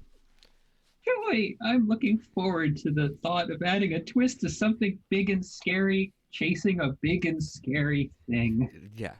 So, you connect with this lamprey. Is this like a psychic connection type thing you're thinking? Yeah. I'm imagining like it's just the camera just slowing down, and she's like turning back to Jupiter. It's like, get ready. Oh wait, no, this is perfect. Because the lamprey this works actually so well. Because the lamprey is going out tail first. You, for a second in your psychic connection, see forward through it. You see the thing it is wiggling away from. You see the thing you saw earlier. It was lamprey-like, but it's larger. It's more. It's like. It's hard to describe, and I don't think you'd be able to describe it or even hold the image in your mind. But it looks like this sort of superimposition of the void creature, or the epitome of chaos, or the being born of extraplanar energy, but anthropomorphized as a lamprey. And you see that it too is trying to connect with the lamprey. And you feel like there's a part of the lamprey's mind that is sort of being like blocked off, and sort of like hive consciousness trying to connect with and control all the other lampreys. And as you look at this for a final second, you notice that there are multiple energies swirling around this like central hive queen being. There's just the general extraplanar energy and the base state of the extraplanar dimension. There are winds blowing around it and winds shattering around it. The marks of both Jupiter's dad and the Skybreaker trying to edge in. And there are other factions here too. Other secret societies and villain guilds all trying to vie for control of this hive mind that is the center of the lampreys. And as you get all this, you are pushed out as the lamprey escapes. Because all of a sudden the portal shuts, the lamprey starts wiggling off, and standing where the portal is a figure. The other one was an anglerfish. What is a fish that would be around like anglerfish? Hold on, let me go look up terrifying things as deep real quick. So are we thinking like more like a higher or lower on the food chain Higher than the anglerfish? on the Higher? anglerfish. Okay. Sperm whale. I like that. Yeah. A sperm whale person. An anthropomorphic sperm whale is there. Hold on. I have made a mistake looking up terrifying things in the ocean. Yeah, do not do that. I just did. do- It was a terrible mistake. Made a okay. mistake. So You there's gotta an link me that image anthropomorphic later. sperm whale, and it just got one of its fins stabbed through the portal, and like you see it turn, and it dissipates the portal, and it just looks at all of you. All right, what happened here? Oh, are you friends with our friend, the anglerfish? I mean, you're not to right. assume. You're so Yeah, right. You were supposed to be here earlier. Yeah. I don't But don't know. worry, everything is well in hand. I don't know who all of you are or why you're here, but you should leave. You're gonna cause more trouble than you're fixing. I've got this situation under control, okay? Do you? Do you really? Gestures at chaos all around us. She nods. I do. And the only problems I've had are, well, this right now where all of you are. Can we put things together here? I feel Yeah. like this is a moment for this. Yeah. Ooh. What more could you add to this? Yeah. Yeah. So put things together is the other move from the mystery genre. It lets you take the existing information you have and connect it. So, what information are you trying to connect, Aldenon? Okay. I want to connect the treasure. The lamprey that's running away. I guess the sperm whale woman now, because I guess she has to be involved. Mm-hmm. The hive mind consciousness, Okay. and maybe Jupiter's dad. Sure, why not? I've lost track of how many players are at play here beyond us. Go ahead and And roll. there are more, but like I feel like we don't know enough about the other ones to make them to tie them in yet.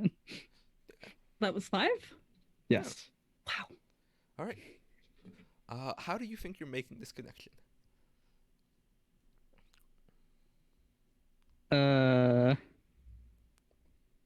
That's a good question. Is this something you're trying to work through, like step by step? Is this just a spur of the moment thought? Spur of the moment sounds more accurate. Cool. I'm gonna give you A optimistic, flash 'cause of you're trying to insight. connect a bunch of very separate pieces. Okay. Oh, okay, cool. Optimistic. It's the good one. Look at that. Because it's definitely not like, oh, I've had time to think this over, because everything's happening really fast. It's just the like, oh god, something's happening, and then it just like happens. The connection happens. All right, rolling the same d8 twice, because it's the only one I have on me right now. 3. All right, let's see one more. And that's 6. Does anyone have fellowship to help me boost that to a 7? I think we do. We do. Tamal, actually, why don't you spend? Because Tamal, you were already asking, like, aren't you a friend of the angler earlier? Oh, I feel that's like true. that counts Yeah. as, like helping put in those connections. Yeah. So remind me how spending fellowship works. You just describe how you're helping. You spend 1 from the pool, which you currently have 3 of, and you can give a +1 with 1 fellowship. Nice. Yeah. So I think I'm helping because you're like, I can see you're like having that galaxy brain moment of all the pieces fitting together. Because I don't have like my feet. Like it's sort of like the like medium class like finger up. Like there's a thought here, and I'm like not sure what it is. And like you probably adding that part to be like, yes, this is how the sperm woman's relevant. Sperm whale woman's relevant. Like, nice. Oh, and then clicks all together. Nice, sweet. Cool. So we're down to 2 fellowship. Yeah. So that makes it a 10? Makes it a 7. 7. Oh, perfect. Cool. Got it. So, on a 7, the connection is true enough. I will adjust as necessary to tell you what you puzzle out. So you start connecting the pieces, and you, I think, realize the way, like, you realize, you look closer at their fin that they used to close the portal, and you realize it's not something they're doing themselves. She's got a small device on the inside of her fin, and you realize it's similar in magic tech to the magic tech that was causing the extraplanar rift. So you surmise that she is either the architect of or a person familiar with the architecture of bombs and was able to manipulate it to place the bombs here. Yeah. You also surmise that, well, she clearly wasn't trying to open the rift, she was trying to take this building down. However, you know that Jupiter's dad sabotaged the bomb to try to steal the tech. And now that you know that the dimension that the bomb energy is coming from is the lamprey dimension, which I think you realize the sperm whale doesn't particularly know much about the lampreys. He just was using the dimensional energy. Jupiter's dad was, however, and was trying to take the tech and the amber crystal in order to get a way into the lamprey dimension and take control of the hive mind to bump up his powers. Okay. So that's all the pieces at play here. Okay. The one piece that hasn't been answered is why the sperm whale was making these bombs in the first place. It's true. But am I allowed to like toss in another detail? Please. So I think because this I think will make things a little interesting. Yeah. And that so the reason the lamprey was trying to cross into our dimension and like escape this, like chooses this route to escape, right? Is it's trying to get to the jewel because it having access to the jewel allows it to break away from the hive mind it's running away from. Yeah, I think you see that. I think you see the individual lamprey that wiggles towards the jewel and touches it. Yolanda, in that moment, you feel the fear reside from it. And then your psychic connection with the small lamprey detaches. It's not quite sentient. It's still basically an animal or primordial creature of some kind. But it is now an individual creature rather than in any way beholden to the hive mind. And it starts shuffling off. Just, is it carrying, like, did it eat the amber, or what did it do with it? How did it touch it? Like, it just pokes it. I think it like latches onto it with a second, and you see the energy happening. Also, hello, kitty. Kitty, you can't not acknowledge the presence of Kitty. Yeah. It's impossible to not. Oh, it's so even funny. better because the cat is doing that face. It's like, no, I don't want it, Mom. I don't want it. I don't want it. But also keep it. But if you stop, I'll be mad. Yep. But yeah, the lamprey does that, and then starts shuffling off. And as far as you can tell, it looks like the lamprey, what it's planning to do is find the nearest edge to this island and just yeet off into the water and live in the water, back on the surface. It's a primordial creature, and you know how tough these lampreys are, so it'll survive the jump. Yeah, it'll survive the 100-mile jump or whatever it is into the ocean. It'll be fine. Don't think about it. It's a comic book. It's superheroes. Yeah. It's superheroes in fantasy. If you're wondering how this lamprey survives, you're asking the wrong questions. Probably got a pretty low terminal velocity. Specifically at this particular genre overlap, you should never ask this question. Yeah. When fantasy and superhero writing is involved. You should not ask that question. If it's superheroes writing is Rhetorical involved, you should not answer. ask how something survives. If fantasy writing is involved, you should not ask about physics. If both are involved, what are you even asking? Cool. Oh, so what was the last unresolved question now? The unresolved Just- question is Oh, why fuck, this the cat sperm knocked my whale camera out. has this effect. Oh no. Yeah. Kitty, Dang it. Kitty, Okay. Kitty sabotage. She was upset. Kitty's like, you take me on stream and you don't even pay me for my stream appearance. Can't believe it. I demand payment in foods. Give She'll me be getting tuna, some give me snacks that. later. You call this high quality tuna? Yeah. But no, the last unresolved question is why the sperm whale has this extraplanar tech in the first place, and why she was trying to set these bombs. What is her goal? Because the original mystery you were sort of brought here to resolve. But you can figure that out with ask a clue, and figuring out the pieces yourselves, or you could ask her because she's in front of you, right here. Yeah. So she's starting to like make to leave because her last comment was like, right as you were putting things together, her last comment was, "I have the situation under control," and they start to depart. And I think probably just to like clue everyone in while making this dramatic, I think Alan's like, so you're the one who set the bombs. Dun dun dun. Thunder crashes. Is it done Phoenix Wright style? It's like the person who set down the bombs was you. Was you. Sperm whale turns around. Objection. And I think it's like, just to make it a little funnier, it's like that objection, except I'm also cradling the jewel as if it were a baby in the other hand. So it's like, objection. So.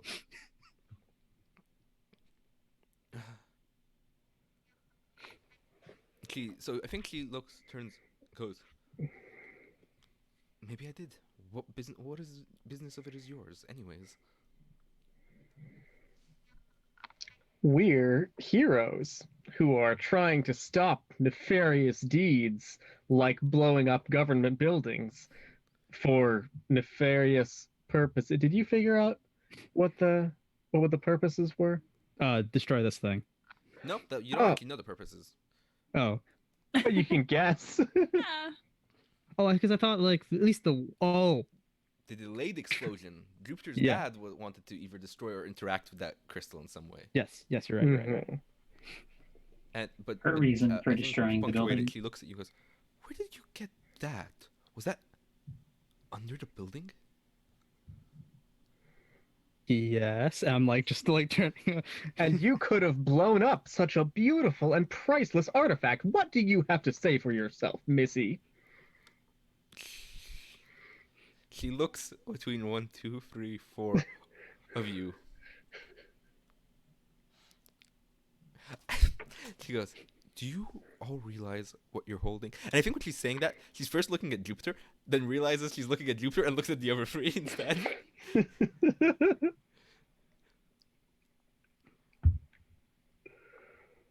I'm looking at a magical interdimensional catalyst that Okay, has you actually various have a other. pretty solid idea of what you're looking at.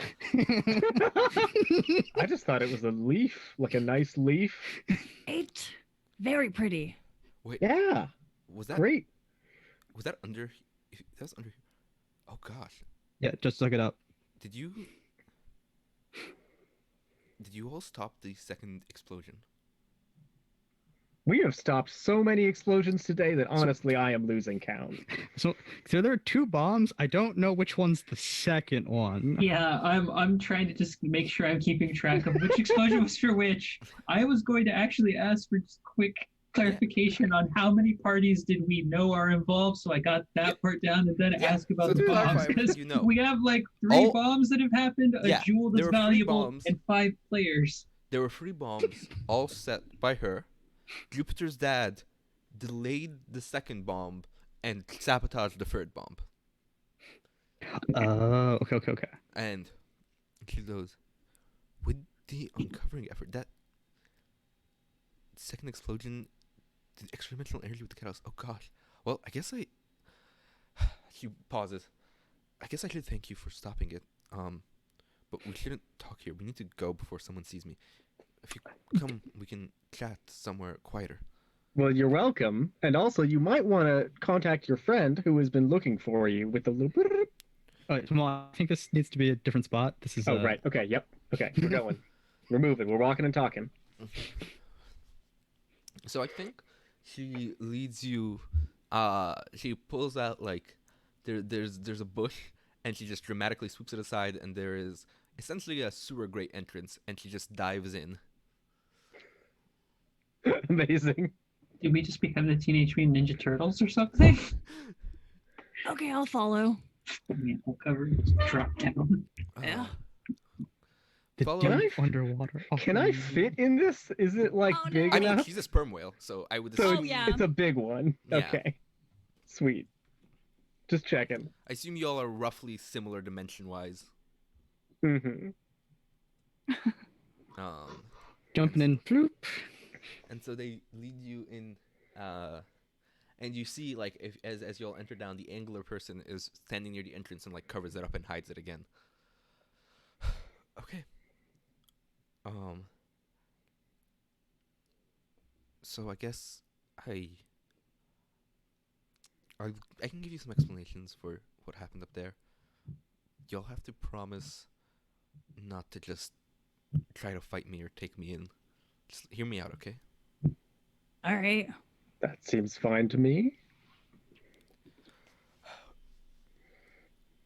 I didn't realize that that jewel was under the building. I'm honestly not sure how it got there, and that's concerning. I was trying to sabotage the building. I guess I should start from the beginning. I myself, I'm part of the one of the Magitech guilds here in the city. I was working on using extraplanar energy to power our Magitech to try to bring back some of the old technology we had from before the uplift. The city, as you might be aware, is on one of the larger continents, and more pieces survive the uplifting than in most of the other islands.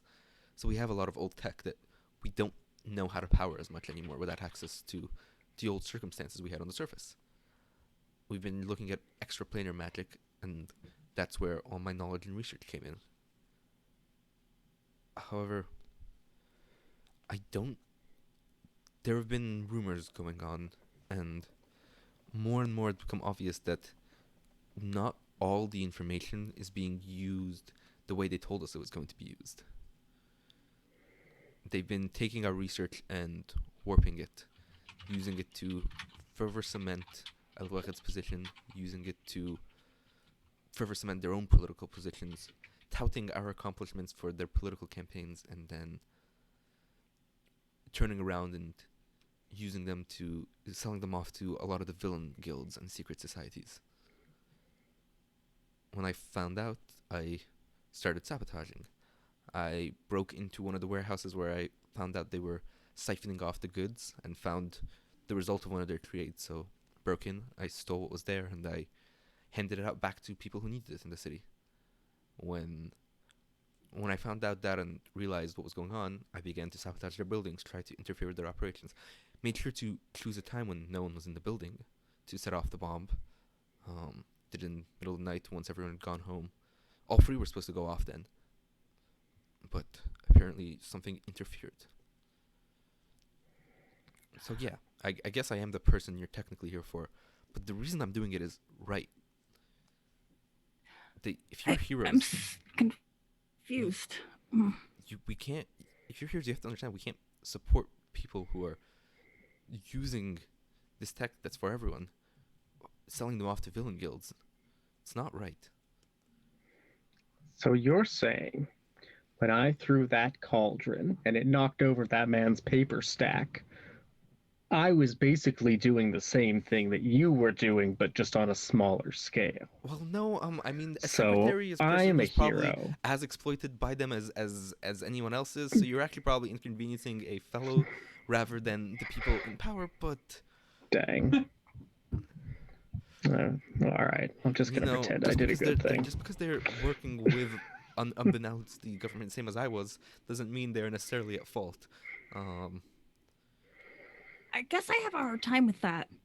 You know, a lot of people call my dad a bad guy, but I'm not a bad guy. I don't think he's really that bad. And then, but like, aren't you supposed to be bad? So in order, I don't know who your father is. Oh. I don't know who you are. I don't know if I'd call you a bad guy yet. I'm still unclear about whether or not you're a bad guy or a hero. Okay. And sure, of course I'm supposed to be bad. Anyone who threatens someone else would be considered bad by that person. And if they're in the position to hire you, then yeah, they would say that I'm the bad one here. Yolanda, how do I respond to that? You just want Yolanda to think for me, please. I think Yolanda the entire time since like connecting with the lamprey thing, which she's just having a whole like crisis of like existence. Yeah, wow. Thinking about like, have we been hurting a bunch of, because I think Alex mentioned it, or like in our chat or something. I was like, we've been fighting kids. Like, are all those lampreys being kids? We've been killing kids. This is bad. And she's just had the look, like the best way I can describe it is post Hulk smash Loki stuck in the ground. She just had that look on her Oh face. my gosh. The entire time. She just had the like.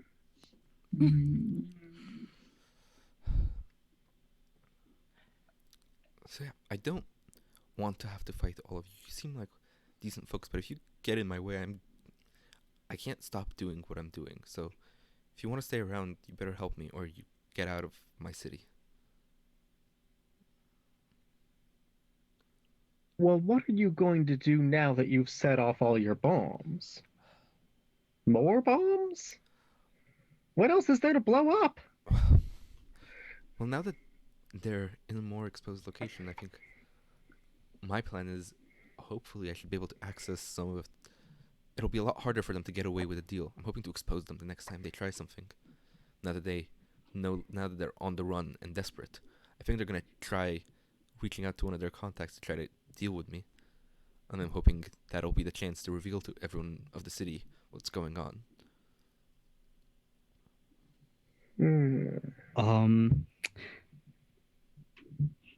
I don't know about this plan just because I'm not the most politically savvy.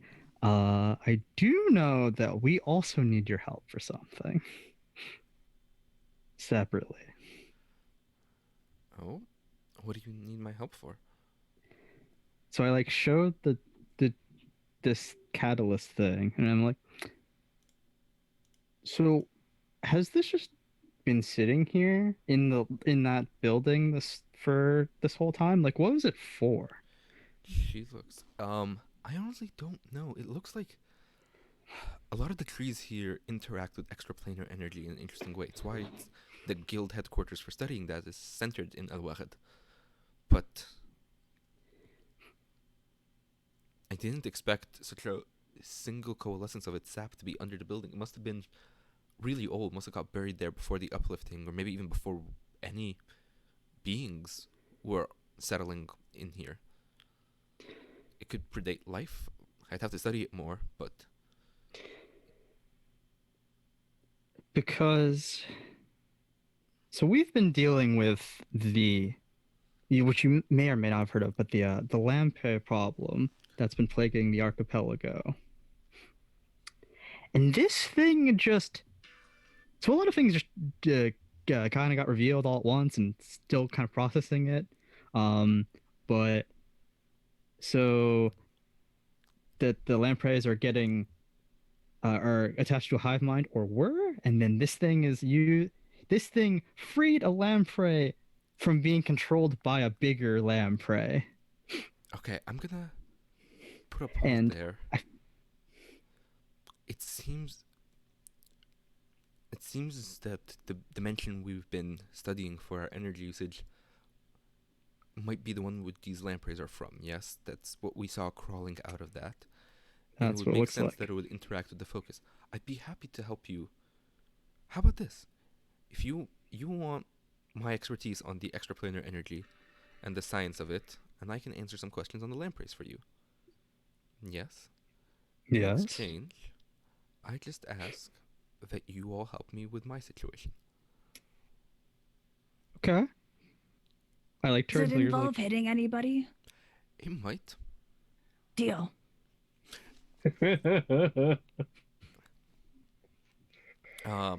And then she pauses. Actually,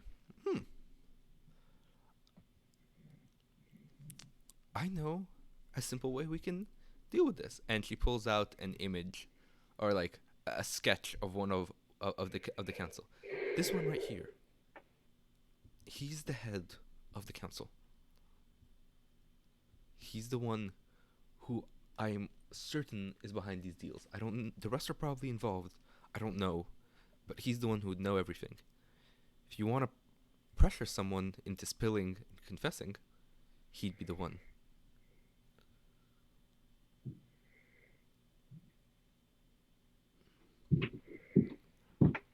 And by pressure, you mean like... And I make a motion like I'm pressing him into a wall and crushing him. I have my own plans that I will continue to do, but if I find the situation resolved before my plans come to motion, then sure, you can resolve it how you wish. Well, don't drop any bombs on us while we're... Maybe just avoid bombing just for a while. I will avoid doing that. I will give you a couple hours to attempt your way, and then I will continue my own way. Cool. Do you have any like evidence for leverage purposes? I think she pauses and then reaches and gives you two things.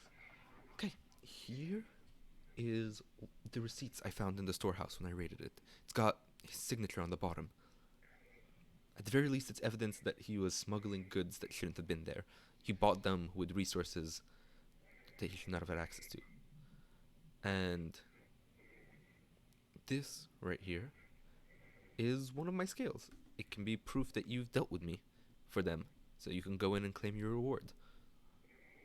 If you want a way to approach them. Cool. So I turn to the group like, who's good at lying? Because I don't think I'm very bad at it, but I have an idea. I've been working on it, but I'm not as good at lying as I am at telling jokes. It's true. I feel like that's a good cut. I want to know, what joke does Tamal say? Because we are reaching the end, and I want to like sort of speed through this last little bit real quick. Tamal, you distract the secretary so the rest of the group can get in. What joke do you use to distract people? I say, what did the anglerfish say to the whale? What? Look, I got paperwork I gotta do.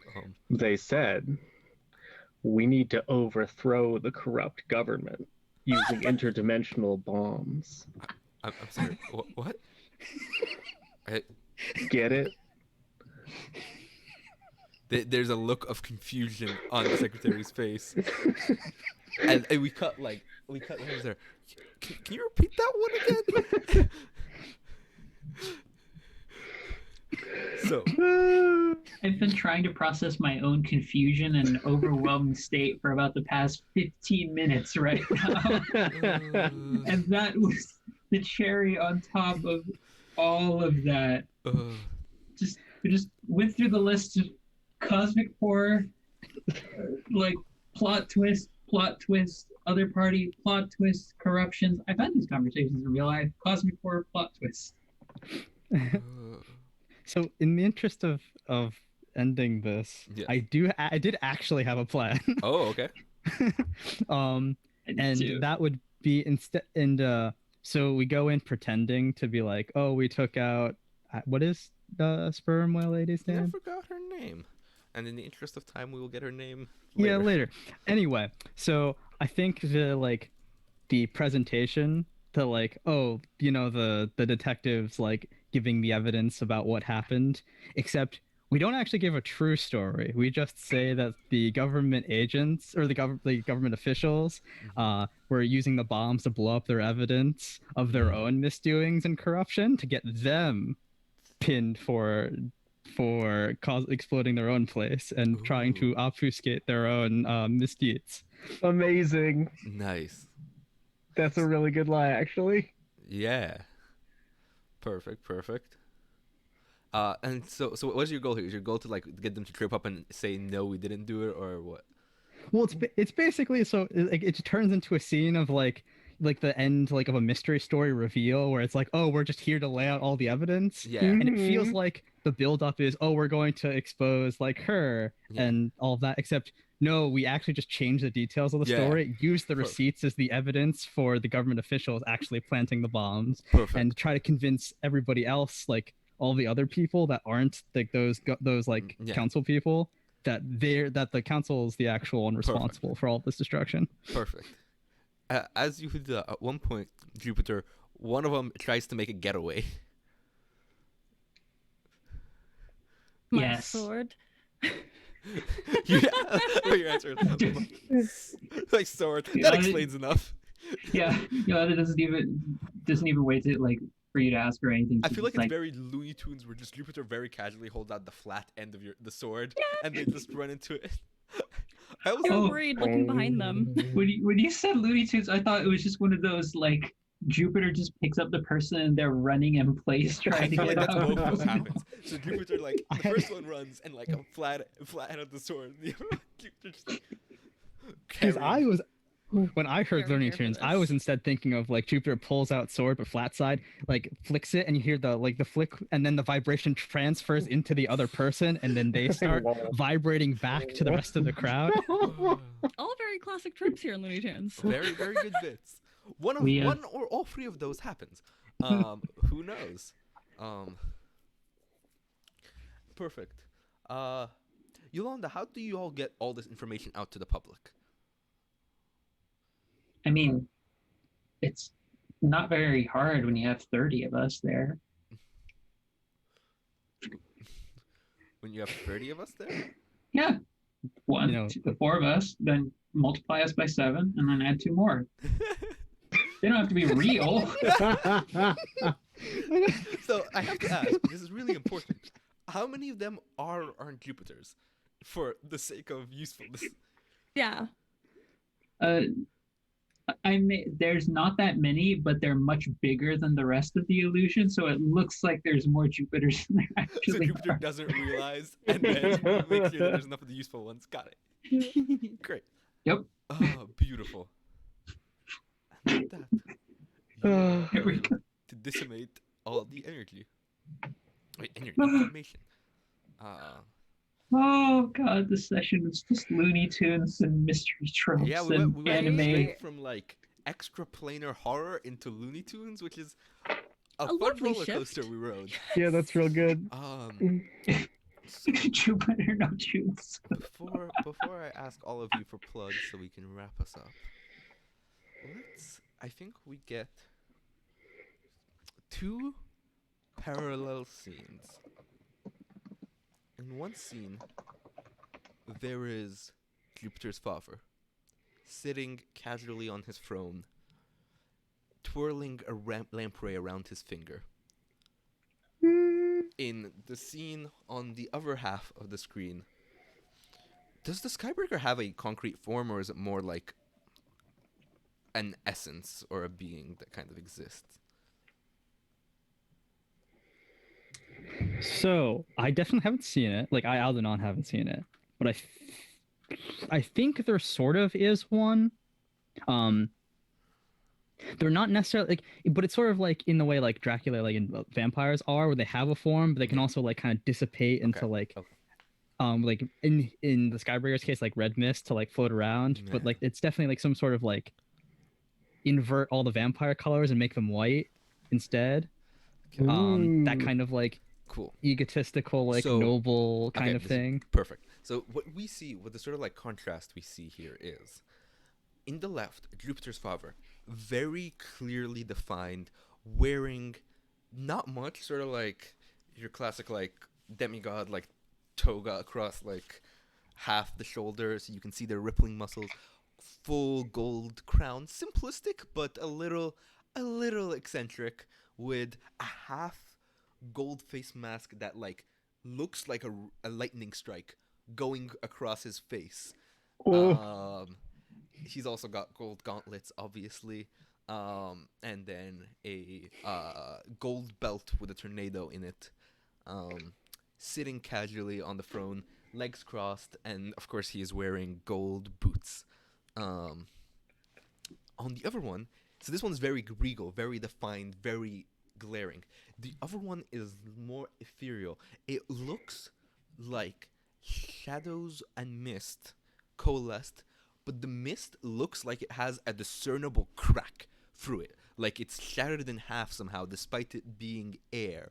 You can see clearly this cut, this break in the mist, in the air, in the sky as it moves.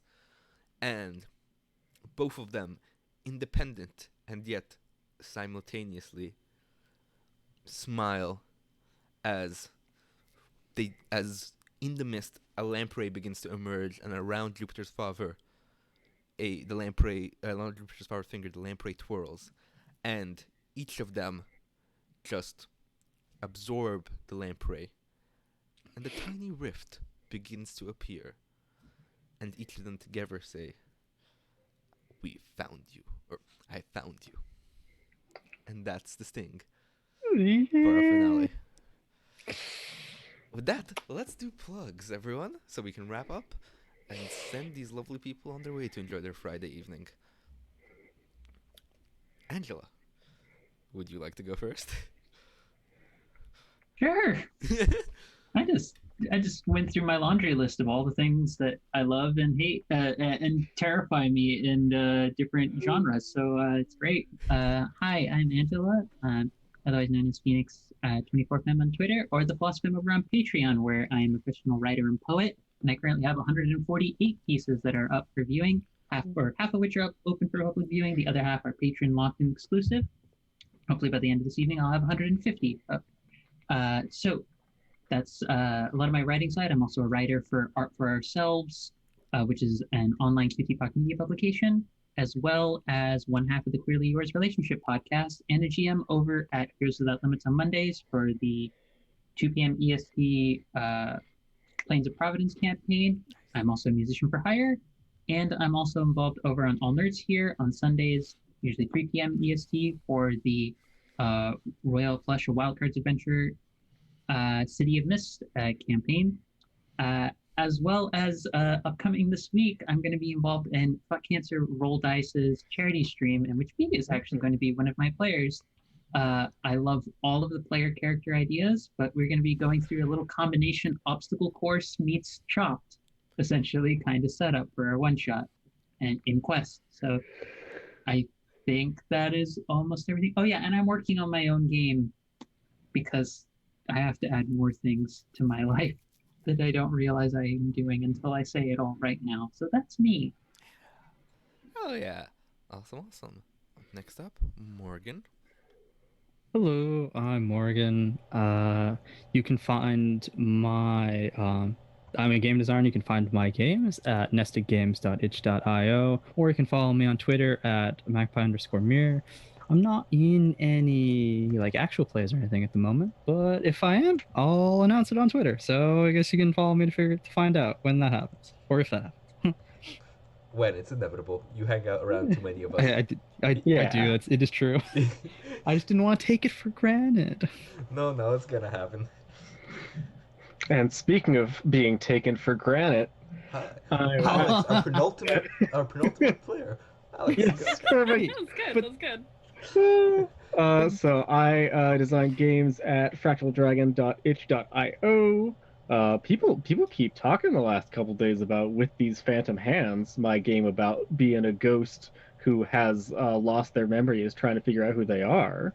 Really been buzzing on the Twitter. Got some cool little reviews for it. So if that sounds fun, it's not too late to play a spooky game about being a weird ghost. Check that out. Again for everyone? With These Phantom Hands. Ooh. It's one of the 2 games on my itch, so it will be easy to find. And one of these days I'm going to actually release any more of my games, but not yet.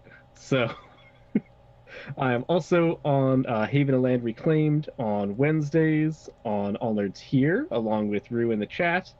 Go check that out. It's super fun. We have just broken the Godzilla threshold and ridden a kaiju-sized rainbow plesiosaur to like reshape part of the continent. I got bored. It was very good. Very good episode. Wonderful. On that note, B. Yes. Wow, what a great place for me to pick it up from. What's up? My name is B. You can catch me on Twitter as B_Zelda. Add an extra underscore to that link if you want to follow me on Instagram. I am a podcaster, streamer, professional GM. My current streaming schedule is I just finished my Tuesday show. Oh gosh. Oh, my head is not caught up. I think I just stream on like Fridays and Sundays now. This is weird.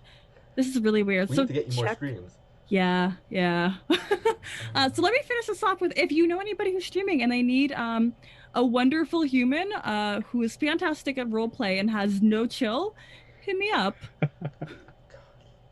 Beautiful. Finally, that leaves me. Hey everyone, I'm Mom Ramirez. I am your DM and co-designer of Chimera, along with Ryan Bowalter / Lord Neptune in the chat. We're working on getting you all the public playtest copies of Chimera, so if you enjoyed listening along to this stream, you too can recreate some of these wonderful, chaotic, beautiful experiences at home. I also obviously do game design, and I do a bunch of other freelance work and writing for all sorts of projects, as well as my own projects that are slowly, inevitably crawling along. If you want to catch me on stream tomorrow at 12 EST, noon Eastern, let's go with that, because that's easy to say. You can catch me on the Agents Represent channel for our monthly Al-Qadim Critical Read stream, where we go through the D&D first edition, or AD&D sourcebook for Al-Qadim, the Arabian Adventures, and read it, deconstruct what's bad, what's good, what you can do to make your own proper Middle Eastern inspired setting that doesn't have all the racism, and just learn a lot of cool things about world building. There's a lot of us with a bunch of really cool perspectives and experiences. I learn a lot from doing it. I think you will too. This Sunday, I will be on the Arvon Elrond channel as part of Brandon O'Brien's Sunday, where they will be running 3 streamed games. We're playing in, I think running 2 and running 1, playing in 2 to help fundraise for their shows on that network. It's an awesome game with a bunch of different BIMPOC cast members. We're doing Tales from the Loop, one of the games from the Micro RPG bundle, and another game I forget that I will pull up in a second. But yeah, it was a lot of fun. I'll be in Tales of the Loop in the afternoon with Brandon and Katie Chin. It'll be a lot of fun. The last game they're playing, I just found it, is called Negocios Infernales. Ooh. Yeah. So if you want to find out more about what that is, you can go check them out there. Other than that, I would like to put out a final plug. I know Angela already mentioned it, but Friends Who Roll Dice, that's what it's called, I believe, right? Fuck Cancer Roll Fuck Dice. Cancer Roll Dice, right. Friends Who Roll Dice, something else. Fuck Cancer Roll Dice. This Thursday through Sunday, I think, for the entire base. Yeah, it's like a 3-4 stream. Running a lot of streams, a lot of games with wonderful casts, a lot of BIMPOC involved, with a lot of different marginalized people, all for charity. You're gonna get wonderful games. If you can donate, you'll be able to be supporting a great cause. All in all, that's an amazing experience. Catch the games you can, support it, talk about it. Yeah. Thank you all so much for coming. Oh, Angela. Also, and I one more quick note, just as part of that shout out, give thanks if you haven't already followed them, because what is wrong? You just have probably not heard of them. Follow Russ Wild, or like pay attention to Russ Wild's just general impact and work with Prison Pals and such, because I just want to take a second to give a shout out to like putting together such all-star casts of different people in the community. Yeah. And just folks who like always try and say, oh, it's kind of hard to put together these kinds of things. Yeah, it is. But someone like Russ, like, if you haven't already followed them or haven't supported any of the work they're involved with, go and do that, because they've put in a lot of time and put together so many awesome casts, and all the other folks who are involved with like running that charity and such. Like, we're out here. We're all of BIMPOC folk. We have a whole bunch of like talent and such, and also that talent isn't going to get recognized if you don't have folks like Russ doing all the work to make sure like we're getting that attention we deserve, and that we've always been doing. So yeah, another thanks to them. Russ Wild on Twitter as well. Please go follow them. They did need a rest lot in not a lot of time organizing this. Yes, it is mind-bogglingly impressive. So yeah, with that note, thank you all so much for coming. we will have. Don't go away. We're going to be raiding somewhere else so that you can get more content and support other creators in a second. But I will put us on our stream end screen in a second. Bye, folks.